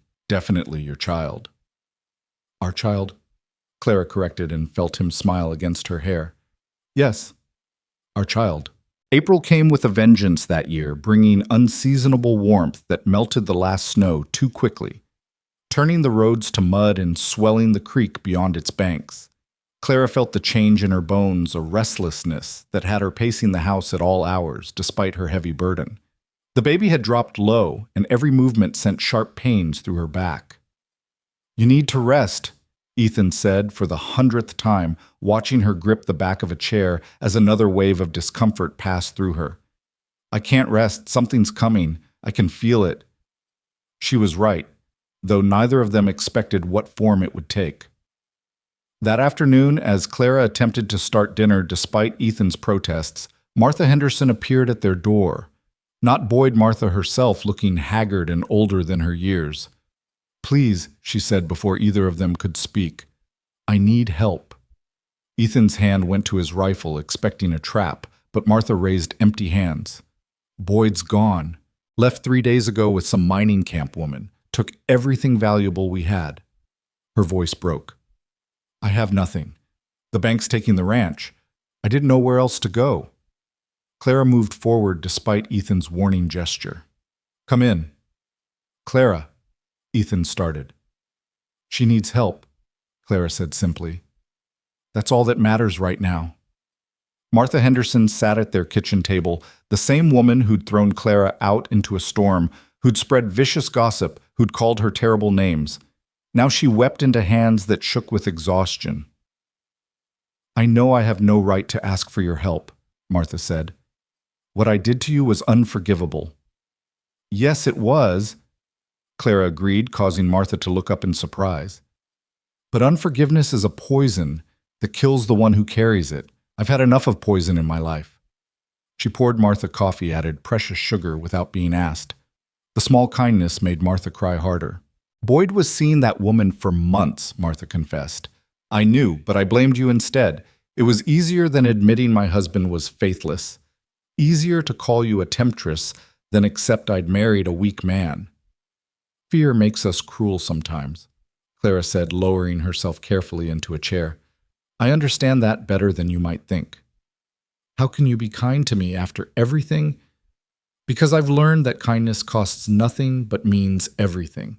Because someone was kind to me when I didn't deserve it." She looked at Ethan. "And that kindness saved my life." Martha stayed for dinner. It was awkward years of animosity not easily overcome, but she was trying, and that counted for something. As night fell, she rose to leave. "Where will you go?" Clara asked. "My sister in Denver, maybe, if I can get there." "Stay the night. The roads are dangerous in the dark." "Clara," Ethan said quietly, "you're due that any day." "All the more reason to have another woman in the house." She turned back to Martha. "Stay, please." That night, as they prepared for bed, Ethan expressed his concerns. "She tormented you for months. Why show her such grace?" "Because that's what grace is, undeserved kindness. Besides, people can change. We're proof of that. We were never cruel like she was." "No, but we were broken. Maybe cruelty is just another kind of brokenness." He pulled her close, careful of her belly. "You're too good for this world, Clara Ward." "No, I'm just trying to be good enough for the next one." Martha's presence proved fortuitous. 2 nights later, Clara woke to wetness spreading beneath her and pain that stole her breath. The baby was coming. "Ethan?" she gasped, gripping his arm. "It's time." He was up instantly, lighting lamps, stoking the fire. Martha appeared in the doorway, took one look at Clara's face, and immediately took charge. "Boil water," she ordered Ethan, "lots of it, and get clean linens. Should I ride for the doctor?" "No time," Clara panted through another contraction. "This baby's coming fast." Martha had assisted at births before her own children and others in the community. Her hands were steady as she helped Clara through the increasing pain, her voice calm as she offered encouragement. "You're doing well," she said, wiping sweat from Clara's forehead. "The baby's positioned right." Ethan hovered nearby, looking more terrified than Clara had ever seen him. "Should it hurt this much?" "Yeah," both women said simultaneously, which might have been funny under other circumstances. The labor progressed quickly, too quickly. Clara felt her body taking over, pushing without her conscious decision. Martha checked her progress and nodded. "Almost there. Next contraction, bear down hard." "I'm scared," Clara admitted, reaching for Ethan's hand. I'm here, he said, kissing her forehead. We're here. You're the strongest person I know. Tom should be here, she said, delirious with pain. This is our baby, Ethan said firmly. Ours, Clara. No one else's. The next contraction brought the urge to push that couldn't be denied. Clara bore down with everything she had, feeling the baby crown. Martha's encouraging words faded to background noise. All that existed was the overwhelming need to bring this child into the world. One more push, Martha said. The head's out, one more Clara. With a final effort that felt like it might tear her apart, Clara pushed. Then suddenly, blessedly, the pressure was gone, replaced by a thin, angry wail. It's a girl, Martha announced, lifting the baby for Clara to see. A perfect, healthy girl. Clara reached for her daughter with trembling arms. The baby was small but fierce, her cries strong and indignant. Dark hair plastered to her tiny head, eyes squeezed shut against the bright world she'd entered. She's beautiful, Ethan breathed, touching the baby's cheek with one finger. She looks like you.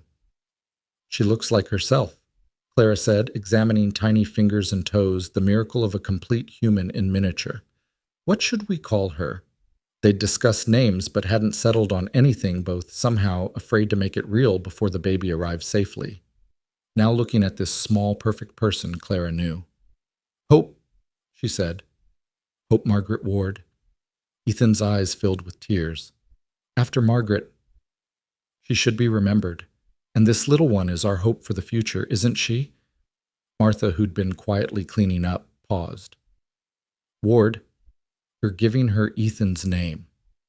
She's Ethan's daughter, Clara said simply. In every way that matters. The baby Hope settled against Clara's breast, instinctively seeking nourishment. The sight of her daughter nursing brought tears. Clara hadn't expected a rush of love so profound it almost hurt. Thank you, she said to Martha. I couldn't have done this without you. It was the least I could do after everything. Martha gathered the soiled linens. I'll make some food. You need to eat to keep your strength up. After she left the room, Ethan climbed carefully onto the bed beside Clara, gathering both her and Hope into his arms. I thought I'd lost the chance to be a father, he said quietly. When my son died, something in me died too. But now, he touched Hope's tiny fist, watched her fingers curl around his. Now I understand that love multiplies. It doesn't replace or diminish, it just grows. She's going to need you, Clara said. The world won't be kind about her origins. Let the world try to hurt her. They'll have to go through me first. Through us, Clara corrected. Dawn was breaking, painting the room gold when they heard horses approaching. Multiple horses again. But this time, instead of torches and anger, it was Sarah Briggs with the doctor's wife and several other women from town. Martha Henderson sent word, Sarah explained, bustling in with a basket of supplies. Said Clara had delivered safely and might need help. The women descended like a benevolent army taking over household tasks, cooing over the baby, sharing advice and stories. Even Elizabeth Milton came bringing a delicate christening gown that had been in her family for generations. Every child deserves to be welcomed properly, Mum, she said stiffly, but her eyes were kind as she looked at Hope. The doctor arrived to check both mother and child, pronouncing them healthy. Sheriff Collins stopped by with official paperwork. Birth certificate, he explained. Need to record her properly. Ethan took the pen without hesitation. Under father, he wrote his own name. Under name, he wrote Hope Margaret Ward. The sheriff noticed but said nothing, simply filed the paper with his usual efficiency. That afternoon, as Clara dozed with Hope in her arms, and the house full of helpful neighbors, she heard Ethan talking with Samuel Briggs on the porch. You've got yourself a family now, Samuel was saying. Changes a man. I had a family before, Ethan replied. Lost them. This is my second chance. Not everyone gets a second chance. No. That's why I won't waste this one. Martha Henderson stayed for a week, helping Clara recover and learn the rhythms of motherhood. It was she who showed Clara how to swaddle Hope properly, how to soothe her when she cried, how to manage the exhaustion that came with feeding a baby every few hours. You're good at this, Clara said one evening, watching Martha expertly calm a fussy Hope. I had 3 children before Boyd decided he didn't want more. Martha's voice was matter-of-fact, but Clara heard the pain beneath. Lost them all to scarlet fever 5 years ago. That's when Boyd started drinking heavily, and I started being cruel. I'm sorry. So am I. For many things. Martha handed Hope back to Clara. But watching you and Ethan, seeing how you've chosen to love despite everything, it gives me hope that maybe I can choose differently too. Martha left the next day for Denver, but not before making a public statement in town about Clara's kindness and taking her in despite past wrongs. The story spread quickly, adding another layer to the complex narrative the town was building about the Wards. Hope grew quickly, a happy baby who rarely cried and seemed to study the world with unusual intensity. Ethan was besotted carrying her around the ranch while he worked talking to her constantly about everything from fence repair to philosophy. She can't understand you, Clara pointed out laughing as she watched him explain irrigation to a 2-month-old. Maybe not the words, but she understands the important part, that she's included, that she matters. The summer brought unexpected prosperity. The garden Clara had planned flourished beyond expectation, producing enough to sell at market. The chickens Ethan had bought began laying prolifically. Even the old apple trees neglected for years produced a modest crop. It's like the land was just waiting, Clara marveled, surveying their abundance.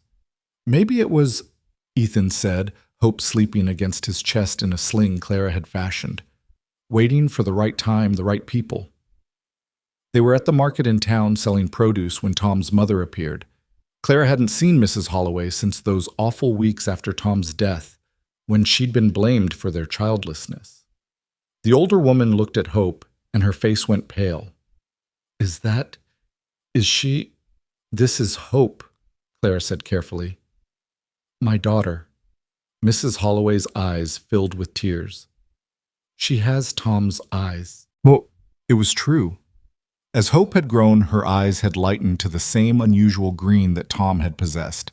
There was no denying the connection. May I hold her? Clara hesitated, then saw Ethan nod slightly. She passed Hope to her biological grandmother, watched the older woman's face crumble. I was so cruel to you, Mrs. Holloway whispered.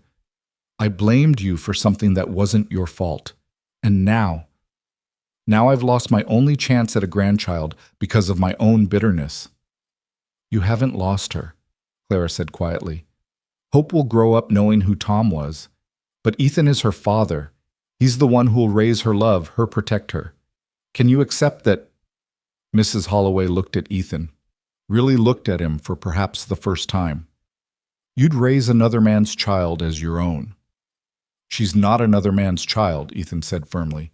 She's Clara's child, which makes her mine.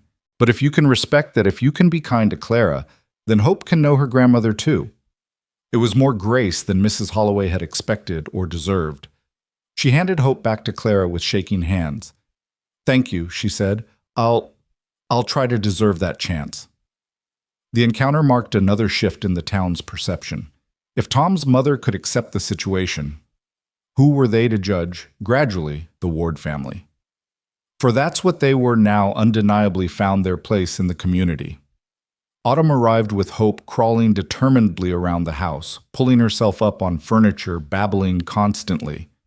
Her first word to Clara's delight and Ethan's feigned dismay was, Mama. Her second following quickly was Papa, which made Ethan cry.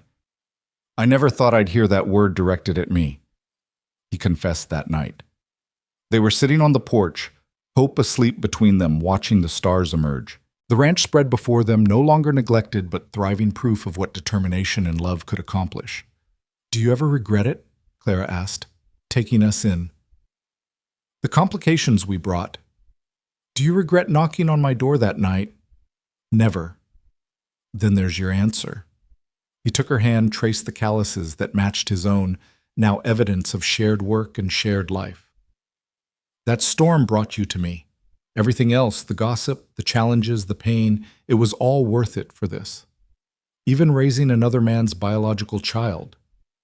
Hope is no more another man's child than you are another man's widow. The past shaped us, but it doesn't define us. We define ourselves every day through our choices. And I choose this. I choose you. I choose Hope. I choose us. November brought the first snow and news that would change everything again. Clara had been feeling unwell for weeks, a familiar nausea that she'd initially attributed to something she'd eaten. But when it persisted, when her courses failed to arrive, she knew. She told Ethan on a quiet evening after Hope was asleep. "I'm pregnant again." He stared at her, processing. "Pregnant, but how? I mean, I know how, but this one's yours," she said, laughing at his stunned expression. "Ours in every way."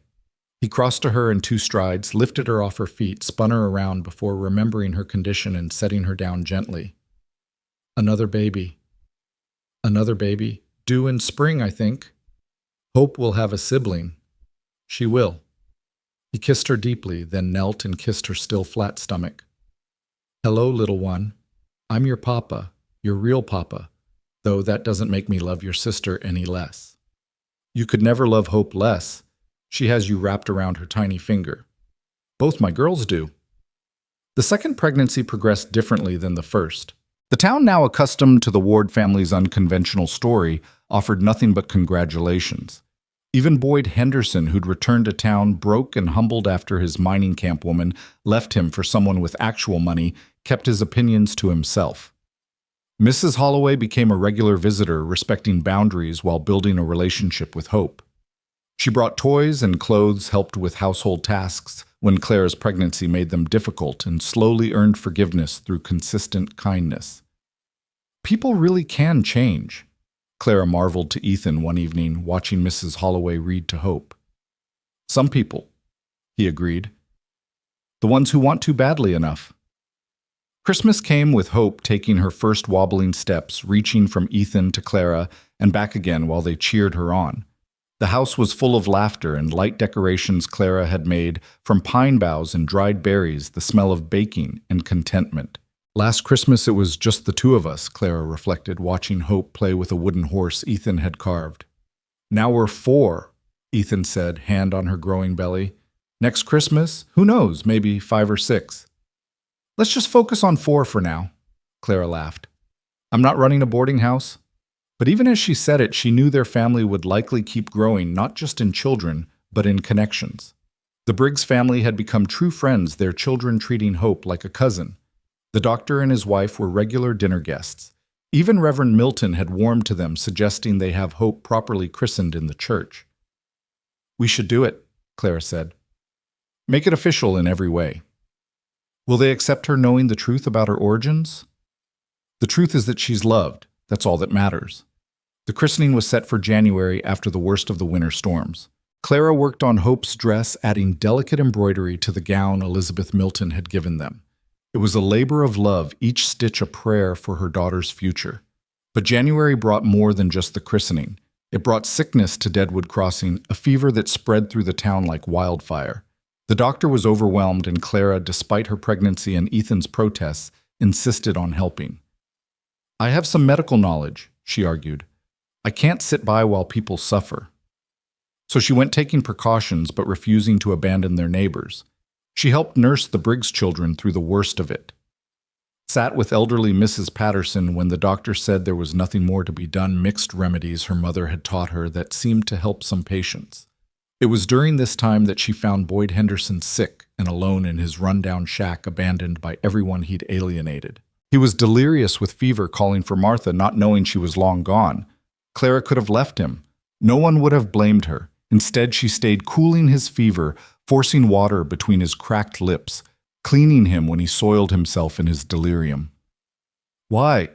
he asked when the fever finally broke his voice weak. "Why help me?" "Because that's what people do," Clara said simply. "Real people, not the characters we play in our grudges and gossip. We help each other." Boyd wept, then great gasping sobs of remorse and shame. "I'm sorry for everything. I was so angry at my own failures that I tried to destroy anyone who seemed happy." "I know. Can you forgive me?" "I already have." Word of Clara's mercy toward Boyd spread quickly, cementing her position as not just accepted but admired in the community. The woman who'd arrived as a desperate widow, who'd been called barren and wanton, had become the town's angel of mercy. Hope's christening was attended by nearly everyone in Deadwood Crossing. She wore the embroidered gown and behaved perfectly, gazing solemnly at Reverend Milton as he blessed her. When he asked who stood for this child, Ethan's voice rang clear and strong. I do. As her father, in the sight of God and this community. No one challenged him. The truth of Tom's biological fatherhood was known but no longer mattered. Ethan was Hope's father in every way that counted, and the town had accepted it. After the ceremony, there was a celebration at the ranch. People brought food and music, children played in the snow, and for a moment all the hardships and heartaches seemed distant. Look what we've built, Clara said to Ethan, watching their friends and neighbors celebrate their daughter. We didn't build it alone, he replied. Community is like a barn raising. Everyone lifts together or it doesn't rise at all. February brought the quickening of the new baby, those first flutters that Clara remembered from carrying Hope. But this time Ethan could feel them too, his hand on her belly in the quiet mornings before Hope woke. This one's active, he said, grinning as the baby kicked against his palm. This one's yours, Clara teased, probably already trying to break out and fix something. Our children will be different from each other, Ethan said thoughtfully. Hope with Tom's eyes, but your spirit. This one with my blood, but shaped by both of us. They'll face different challenges. They'll face them together, as siblings, as family. Family, Ethan repeated the word, still carrying wonder for him. I never thought I'd have this again. Neither did I, but here we are. Here we are. March came in like a lion, bringing blizzards that trapped them in the house for days. But it was cozy now, not oppressive. Hope toddled around getting into everything, babbling stories only she understood. Clara worked on baby clothes while Ethan read aloud from books they'd acquired, his voice a constant comfort. It was during one of these storms that Hope said her first full sentence clear as day, Papa up, please. Ethan scooped her up, tears in his eyes. She called me Papa. She's been calling you Papa for months, Clara laughed. But this time she meant it. She chose the word, put it in a sentence. She knows who I am to her. That night, as the storm raged outside, they sat together as a family. Ethan, Clara, Hope, and the promise of the new baby. The ranch house that had once been a tomb of grief had become a sanctuary of love. The man who'd been called cursed had found blessing. The woman who'd been called barren had borne fruit. Tell me a story, Papa, Hope demanded, settling against Ethan's chest. What kind of story? About the storm lady. Clara smiled. It had become Hope's favorite, the story of how Mama came to the ranch in a storm, how Papa opened the door, how they became a family. Ethan had turned it into a fairy tale of sorts, with brave princes and beautiful princesses, and storms that brought magic instead of destruction. As Ethan began the familiar tale, Clara felt the new baby move strongly, as if listening too. Outside the wind howled, but inside they were warm and safe, and together. The curse had been broken not by magic, but by choice. The choice to love despite loss, to hope, despite heartache, to build, despite destruction. And they lived happily ever after, Hope asked sleepily as the story wound down.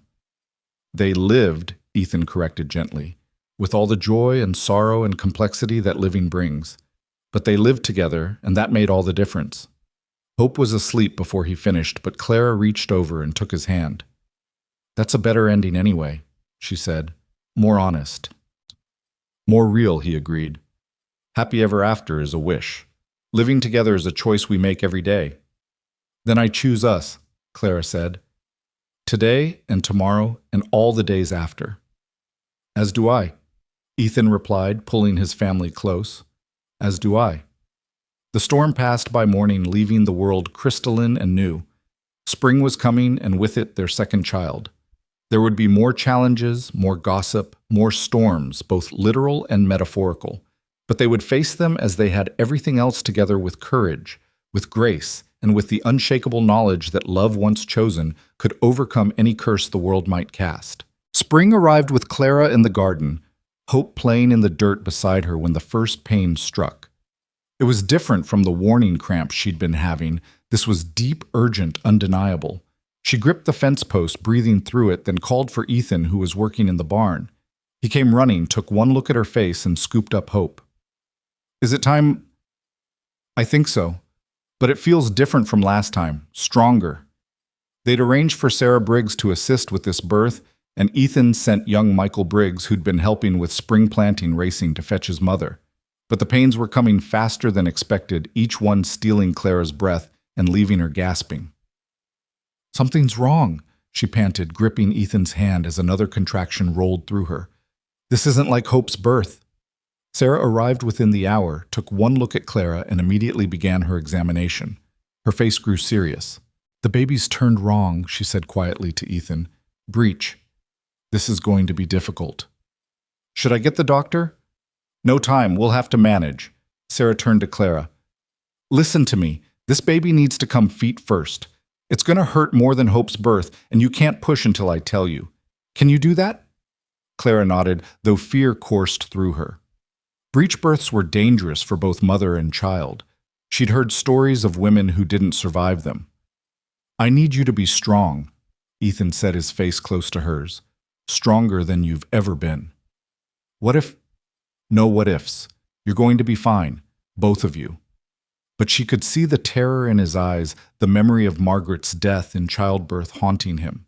The next hours were agony. Clara fought against her body's urge to push while Sarah worked to turn the baby. Hope, sensing the tension, cried in the next room where Mrs. Patterson, who'd arrived unbidden to help, tried to soothe her. I can't, Clara gasped after a particularly brutal contraction. I can't do this. Yes, you can, Sarah said firmly. I've got one foot, just a little longer. Ethan pressed his forehead to Clara's. Remember that night you came to my door? You were strong enough to walk through a storm alone. You were strong enough to face down the whole town's judgment. You're strong enough for this. Another contraction, another wave of agony. But this time Sarah's face brightened. Got both feet. Now you can push Clara, hard as you can. What followed was controlled chaos. Clara pushed with everything she had while Sarah guided the baby's body. The pain was beyond description, beyond what she'd thought survivable. But then, miraculously, she heard Sarah say, "The body's out. One more push for the head." With a final effort that felt like it might split her in two, Clara delivered their son. But he wasn't crying. The room went silent except for Clara's labored breathing. Why isn't he crying? She asked desperately. Sarah? Sarah was working over the baby, clearing his airways, rubbing his chest. The seconds stretched like hours. Then finally, a weak cry that grew stronger. There we go, Sarah said, relief evident in her voice. He just needed a moment to figure out this breathing business. She placed the baby on Clara's chest, and Clara saw Ethan's eyes fill with tears. Their son had Ethan's dark hair, his strong jaw already evident even in miniature. When the baby opened his eyes, they were Ethan's exact shade of brown. He looks just like you, Clara whispered. He's perfect. Ethan managed touching his son's tiny hand with a shaking finger. What should we call him? They'd discussed names but hadn't settled. Now looking at this child who'd fought his way into the world backwards but determined, Clara knew. Samuel, she said. Samuel James Ward, after the men who stood by us when we needed it most. Ethan nodded, unable to speak. This was his biological child, his blood. But as he held Samuel for the first time, he realized it didn't matter. He loved Hope no differently. They were both his children, both miraculous, both exactly who they were meant to be. The recovery was harder this time. The difficult birth had taken its toll, and Clara was weak for weeks. But the community rallied around them. Meals appeared daily. Women took turns helping with Hope, and Samuel men handled the ranch work Ethan couldn't manage while caring for his family.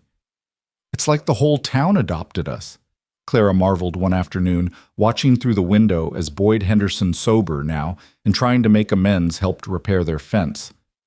Maybe they did, Ethan said.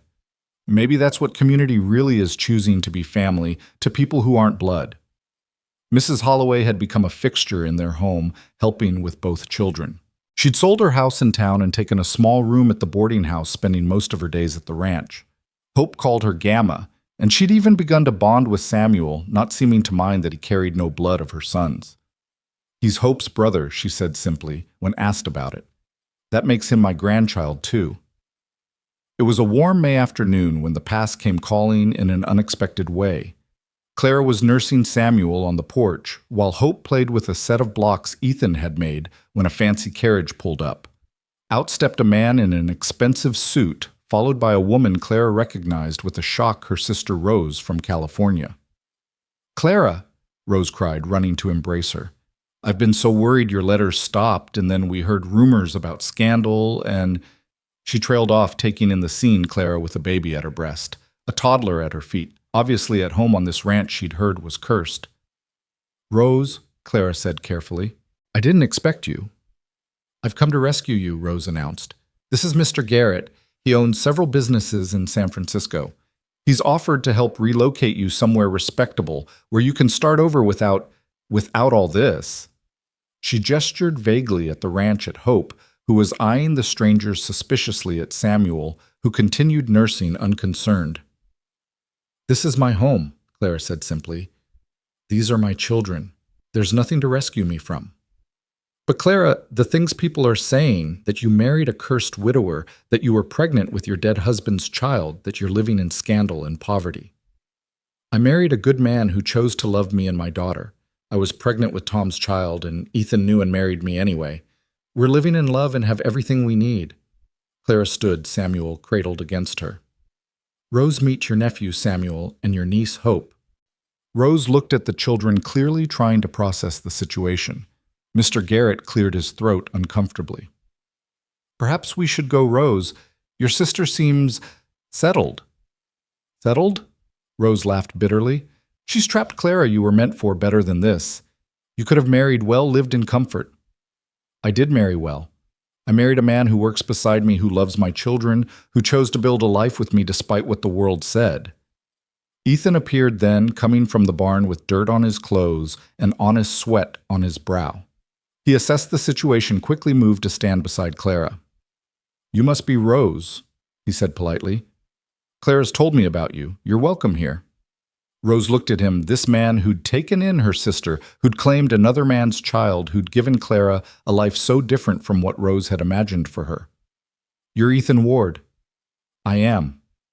"The cursed rancher." "Just a rancher now. The curse broke when Clara knocked on my door." Mr. Garrett shifted impatiently. "Rose, we should leave. Your sister has made her choice." "Stay for dinner at least," Clara offered. "You've come all this way." Rose looked torn, but finally nodded. Over the meal, simple but good food served at a table Ethan had built with his own hands, the sisters talked. Rose spoke of San Francisco's sophistication, the opportunities, the culture.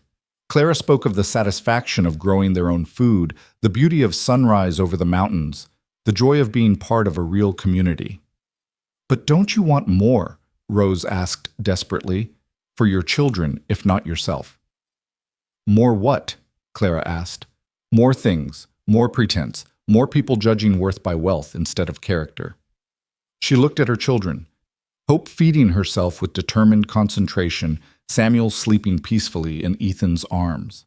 "My children will grow up knowing how to work, how to love, how to stand by their principles, even when it costs them.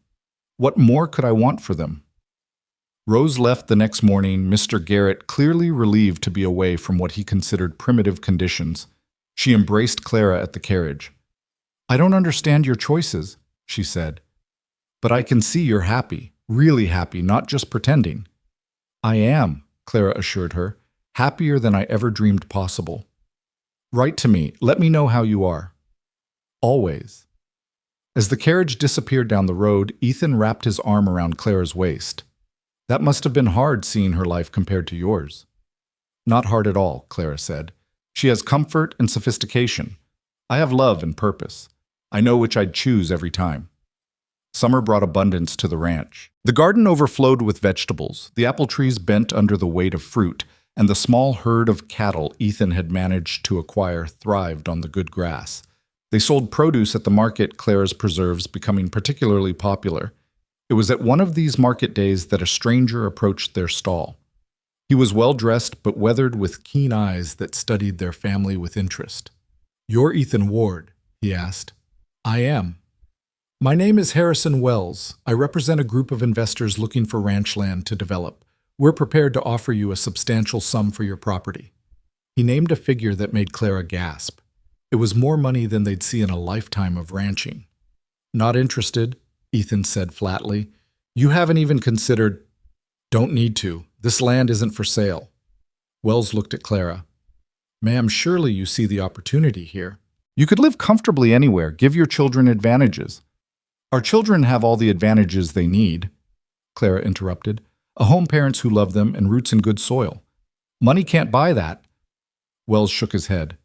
You're fools to turn this down. This offer won't come again. Then we'll remain fools, Ethan said. Happy fools on our own land. That evening, as they sat on the porch watching Hope chase fireflies while Samuel slept in Clara's arms, they talked about the offer. Were we fools to refuse? Clara asked. That money could have guaranteed the children's futures. Their futures are already guaranteed, Ethan said. They'll inherit this land, these values, this community. That's worth more than any banker's note. Some would say we're selfish, choosing our happiness over their opportunities. Some would be wrong. We're teaching them that happiness isn't something you buy, it's something you build day by day, choice by choice. August brought news that sent ripples through the community. The railroad was coming through, not through Deadwood Crossing exactly, but close enough that the town would grow, change, modernize. Some welcomed it, others feared it would destroy their way of life. Everything's going to be different, Sarah Briggs said worriedly at a church gathering. New people, new ways. We'll lose what makes this place special. Or we'll share what makes it special with more people, Clara suggested. Change doesn't have to mean loss. Easy for you to say, Mrs. Patterson interjected, though not unkindly. You've already weathered the worst changes. The rest of us are just catching up. It was true in a way. The Wards had faced every challenge the community could throw at them and emerged stronger. Now they were looked to as examples of resilience, their unconventional family a testament to the power of chosen love. The railroad brought surveyors and workers, strangers, who knew nothing of the Ward family's history. To them, Ethan and Clara were simply a ranching couple with 2 young children. The fresh perspective was liberating. It's nice, Clara said one evening, being seen for who we are now instead of who we were. We're the same people, Ethan pointed out. No, we're not. You're not the cursed widower anymore. I'm not the desperate widow. We're just us, the Ward's ranchers, parents, neighbors. When did that happen? Gradually, then suddenly, like spring coming. You don't notice the changes day by day, then one morning you wake up and everything's green. September brought Hope's 2nd birthday. The entire town seemed to turn out for the celebration Clara organized. Hope, delighted with the attention, charmed everyone with her curiosity and clever questions. She was talking in full sentences now, a mixture of Clara's thoughtfulness and what everyone swore was Ethan's stubbornness. She's going to be formidable when she grows up, Reverend Milton said, watching Hope organize the other children into some elaborate game only she fully understood. She already is, Ethan laughed. Yesterday she negotiated extra story time in exchange for eating her vegetables. I'm not sure how I lost that argument, but I did. Samuel, now 5 months old, watched everything with serious brown eyes. He was a quiet baby, content to observe, but when he smiled, which he did whenever Ethan appeared, his whole face transformed. He's got your temperament, Clara told Ethan. Thoughtful, careful, but capable of great joy. And Hope has yours, fierce, determined, impossible to ignore. They're going to need each other, Clara said, watching Hope gently pat Samuel's head. The world won't always be kind about their different origins. Then we'll make sure they know their worth doesn't come from the world's opinion. October arrived with news from California.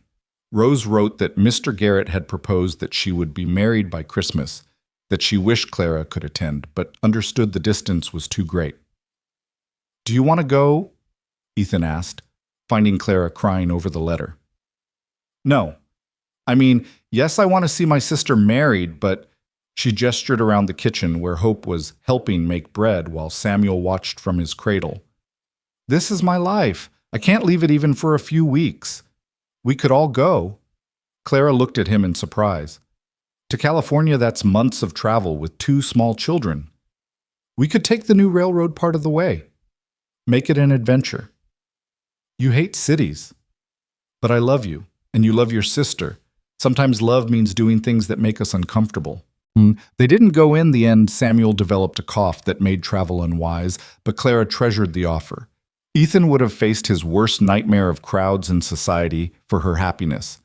Rose sent a daguerreotype from her wedding looking radiant in silk and lace. Clara placed it on the mantel next to the simple photograph from her and Ethan's wedding. The contrast was stark. Rose surrounded by luxury, Clara in a borrowed dress. But Clara felt no envy. She had everything she wanted. Winter came early and harsh that year. By November, snow had blocked the roads, isolating the ranch for days at a time. But the house was warm and well-stocked, and the forced closeness was welcome rather than oppressive. "Remember that first winter?" Clara asked one evening as they sat by the fire, children asleep. "When we were still strangers trying to figure out how to exist in the same space." "We were never strangers," Ethan said. "We were just two people who hadn't realized we were family yet." "That's revisionist history and you know it." "Maybe, but I prefer my version." They were interrupted by Hope crying out in her sleep. Clara went to check on her, found her fevered and restless. By morning, both children were sick with what the doctor would later identify as influenza. The next weeks were a nightmare. Both children burned with fever, struggled to breathe, refused food. Clara and Ethan took turns sitting up with them, cooling fevered foreheads, coaxing medicine between resistant lips. "I can't lose them," Ethan said one terrible night when Samuel's breathing was so labored they could hear it from the next room. "I can't go through that again." "We won't," Clara said fiercely, though she was terrified too. "They're fighters, both of them. They get that from us." The town rallied again. Despite the risk of contagion, Sarah Briggs came daily to help. The doctor visited whenever the roads were clear. Even Boyd Henderson chopped wood for them, leaving it stacked neatly by the door without asking for thanks. It was Mrs. Holloway who stayed through the worst night when Hope's fever spiked dangerously high and Samuel could barely breathe. She bathed Hope in cool water while Clara held Samuel upright to ease his breathing, and Ethan paced like a caged animal. "Pray," Mrs. Holloway said simply. "Sometimes that's all we can do." So they prayed each in their own way. Clara recited psalms she'd memorized. Ethan bargained with a God he'd barely spoken to since Margaret's death. Mrs. Holloway hummed hymns under her breath. As dawn broke, Hope's fever broke with it. An hour later, Samuel's breathing eased. They would recover, though it would take weeks for them to regain their strength. "It's a miracle," Mrs. Holloway said, exhausted but smiling. "It's medicine and good care and stubbornness," Ethan corrected, but he was holding both children like he might never let them go. "Can it be both?" Clara asked. "Science and miracle medicine and prayer?" "It can be whatever you want," Ethan said, "as long as they're alive." Christmas was quiet that year, the children still recovering, but it was precious in its simplicity. Hope was well enough to help decorate the small tree Ethan cut, and Samuel could stay awake long enough to grab at the candles Clara lit. "Next year will be different," Clara said. "They'll be older, stronger. We can do more." "This is enough," Ethan said. "More than enough. We're all here, all alive, all together. What more could we want?" January brought unexpected news. James wrote from California that his railroad investment had paid off handsomely, and he wanted to share his good fortune. Enclosed was a bank draft for more money than Ethan had ever seen. "We can't accept this," Ethan said immediately. "It's for the children," Clara pointed out, reading James's letter. "For their education, their futures. We don't need his charity." "It's not charity. It's family, helping family. Isn't that what we've learned here? That family isn't just blood, it's choice." She touched his hand. "He's choosing to be part of our children's lives. Let him." They accepted the gift, but put it aside for the future. The ranch was providing what they needed, and they wanted the children to understand work before they understood wealth. February marked a year since Samuel's birth, and Clara realized she hadn't bled since weaning him. The familiar nausea confirmed what she suspected: another child was coming. "3 children," Ethan said when she told him, his expression mixing joy and concern. "Can we manage 3? "We managed 2 when we thought we'd have none. We'll manage 3. "The house is getting small." "Then we'll add to it. That money from James could help." "I wanted to save that for the children." "What good is money saved if we can't raise them properly?" They need space to grow. So they began planning an addition, 2 more bedrooms, and a larger kitchen. The community pitched in, turning it into an old-fashioned barn raising except for a house. Even the railroad workers, hearing of the project, came to help on their day off. "Why?" Claire asked one of them. "You don't know us." "Ma'am, we've been here 6 months. In that time, your family's been the only one to treat us like people instead of invaders. Your husband hired my friend when he was injured and couldn't work the rails. You nursed the foreman's son when he got sick. Helping with your house is the least we can do." By spring, the addition was complete. Hope had her own room, which she decorated with drawings and treasures. Samuel's crib moved to what would be the boys' room, ready for the new arrival. "It's becoming a real home," Clara said, surveying their domain. "It was always a real home," Ethan corrected. "Now it's just bigger." The third pregnancy proceeded smoothly. Clara knew what to expect now, and the community support was unwavering. Hope was fascinated by her mother's growing belly, constantly asking questions and telling Samuel about the baby coming. "Baby in mama," she would explain seriously to her brother, who would babble agreement he probably didn't understand. It was during this pregnancy that the most unexpected reconciliation occurred. Martha Henderson returned from Denver, not broken as she'd left, but renewed. She'd found work as a seamstress, saved money, and returned to start her own shop in Deadwood Crossing. "I wanted to thank you," she told Clara, visiting the ranch for the first time since Boyd had left. "Your kindness when I didn't deserve it changed my life. It showed me I could change, could be better." "We all can be better," Clara said. "We just need the chance and the choice." Martha's shop thrived, and she became another thread in the fabric of support around the Ward family. She made clothes for the children, helped when Clara was tired, and slowly rebuilt her reputation through consistent kindness. August brought the new baby, another boy born easily compared to his siblings. He had Clara's lighter hair, but Ethan's strong build even as a newborn. "What shall we name him?" Ethan asked, cradling his newest son. "Thomas," Clara said quietly. "Thomas Ethan Ward." Ethan looked at her in surprise. After a man who, for all his flaws, helped create hope, and after you who chose to love her. Our children should know their whole story, all the people who contributed to their existence." "Thomas it is, then." Hope, now 3 and fiercely independent, appointed herself Thomas's protector. Samuel, 18 months and walking everywhere, was fascinated by the baby. The house rang with children's voices, laughter, occasional tears, and constant activity. "We've become what they said we were." Clara laughed one evening, surveying the chaos of toys, children, and life that filled their home. "A scandal." "The best kind of scandal," Ethan agreed. "The kind that proves love is stronger than convention." September brought a harvest festival to Deadwood Crossing, the first since the railroad's arrival. The Ward family attended together, all 5 of them, drawing smiles rather than stares. Hope won a prize for her preserved peaches. Clara had helped, but let Hope take the credit. Samuel toddled after the older children, determined to keep up. Thomas slept through most of it, content in his father's arms. "Look at them," Sarah Briggs said to Clara, gesturing at their families mingling. "Who would have thought 3 years ago that we'd be here?" "God works in mysterious ways," Clara replied. "Is that what you call it, God's work? What else would you call it?" A desperate widow appears at a grieving widower's door in a storm. They marry for convenience and protection. They end up with love, children, community, purpose. If that's not divine intervention, what is? That evening, as they prepared for bed in their expanded home, Clara found Ethan standing in the doorway of the boys' room, watching Samuel and Thomas sleep. "Regrets?" she asked softly. "Never. You. Only that Margaret couldn't see this. She would have been happy for you." "She would have loved you," Ethan said. "Would have said you were exactly what I needed, someone too stubborn to let me waste away in grief." "Tom would have been shocked," Clara admitted, "to see me happy, thriving, raising his daughter and 2 sons with another man. Would he have been angry? Maybe. Or maybe he would have been relieved. He knew he wasn't a good husband.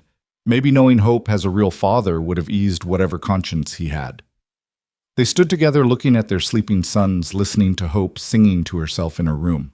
Their family unconventional and unexpected, but absolutely theirs. We should have another, Ethan said suddenly. Another child. 3 isn't enough chaos for you. I want a dozen. I want this house so full of life that death can never find a foothold again. Let's see how we manage 3 first. Clara laughed. Then we can discuss a 4th. But she knew there would be a 4th, probably a 5th. Maybe not a dozen, but enough to fill the house with noise and love and purpose. They'd rebuilt their lives from ashes, and now those ashes were fertile soil for a family tree that would grow strong and tall. The story of the cursed rancher and the barren widow had become the story of the Ward family, proof that love could bloom in the rockiest soil, that families were made by choice, as much as blood, that sometimes the greatest blessings came disguised as storms. As autumn deepened into winter, as their children grew, and their love deepened, as the community that had once judged them now embraced them, Ethan and Clara Ward knew they'd found something rare and precious. Not a perfect life. Perfection was for fairy tales, but a real life rich with challenge and joy, sorrow and celebration, ordinary miracles and everyday grace. Was it worth it? Clara asked one snowy evening as they sat by the fire, children finally asleep. All the pain, the gossip, the struggle. Every minute, Ethan said without hesitation. I'd walk through hell again to get to this moment. Even raising another man's child. Hope stopped being another man's child the moment you walked through my door. She became ours, yours to bear, mine to choose, ours to love. And our boys? Our miracles I never thought I'd have. Each one different, each one perfect. Clara leaned against him, feeling the solid warmth of the man who'd opened his door to a desperate stranger and ended up opening his heart to a whole new life. I love you, she said simply, not with the desperate passion I thought was love with Tom, but with something deeper, something that's been tested and proven. Like good steel, Ethan agreed. Heated, hammered, shaped, and ultimately stronger for it. Outside, snow began to fall, blanketing the ranch in pristine white. Inside, the fire crackled, the children slept peacefully, and 2 people who'd thought their lives were over sat together, planning for a future that stretched bright and promising before them. The curse had been broken not by magic, but by choice. The daily choice to love, to forgive, to build, rather than tear down, to hope, rather than despair. And in that choosing, Ethan and Clara Ward had found their happily ever after. Not perfect, not without struggle, but real in theirs, and worth every battle they'd fought to claim it.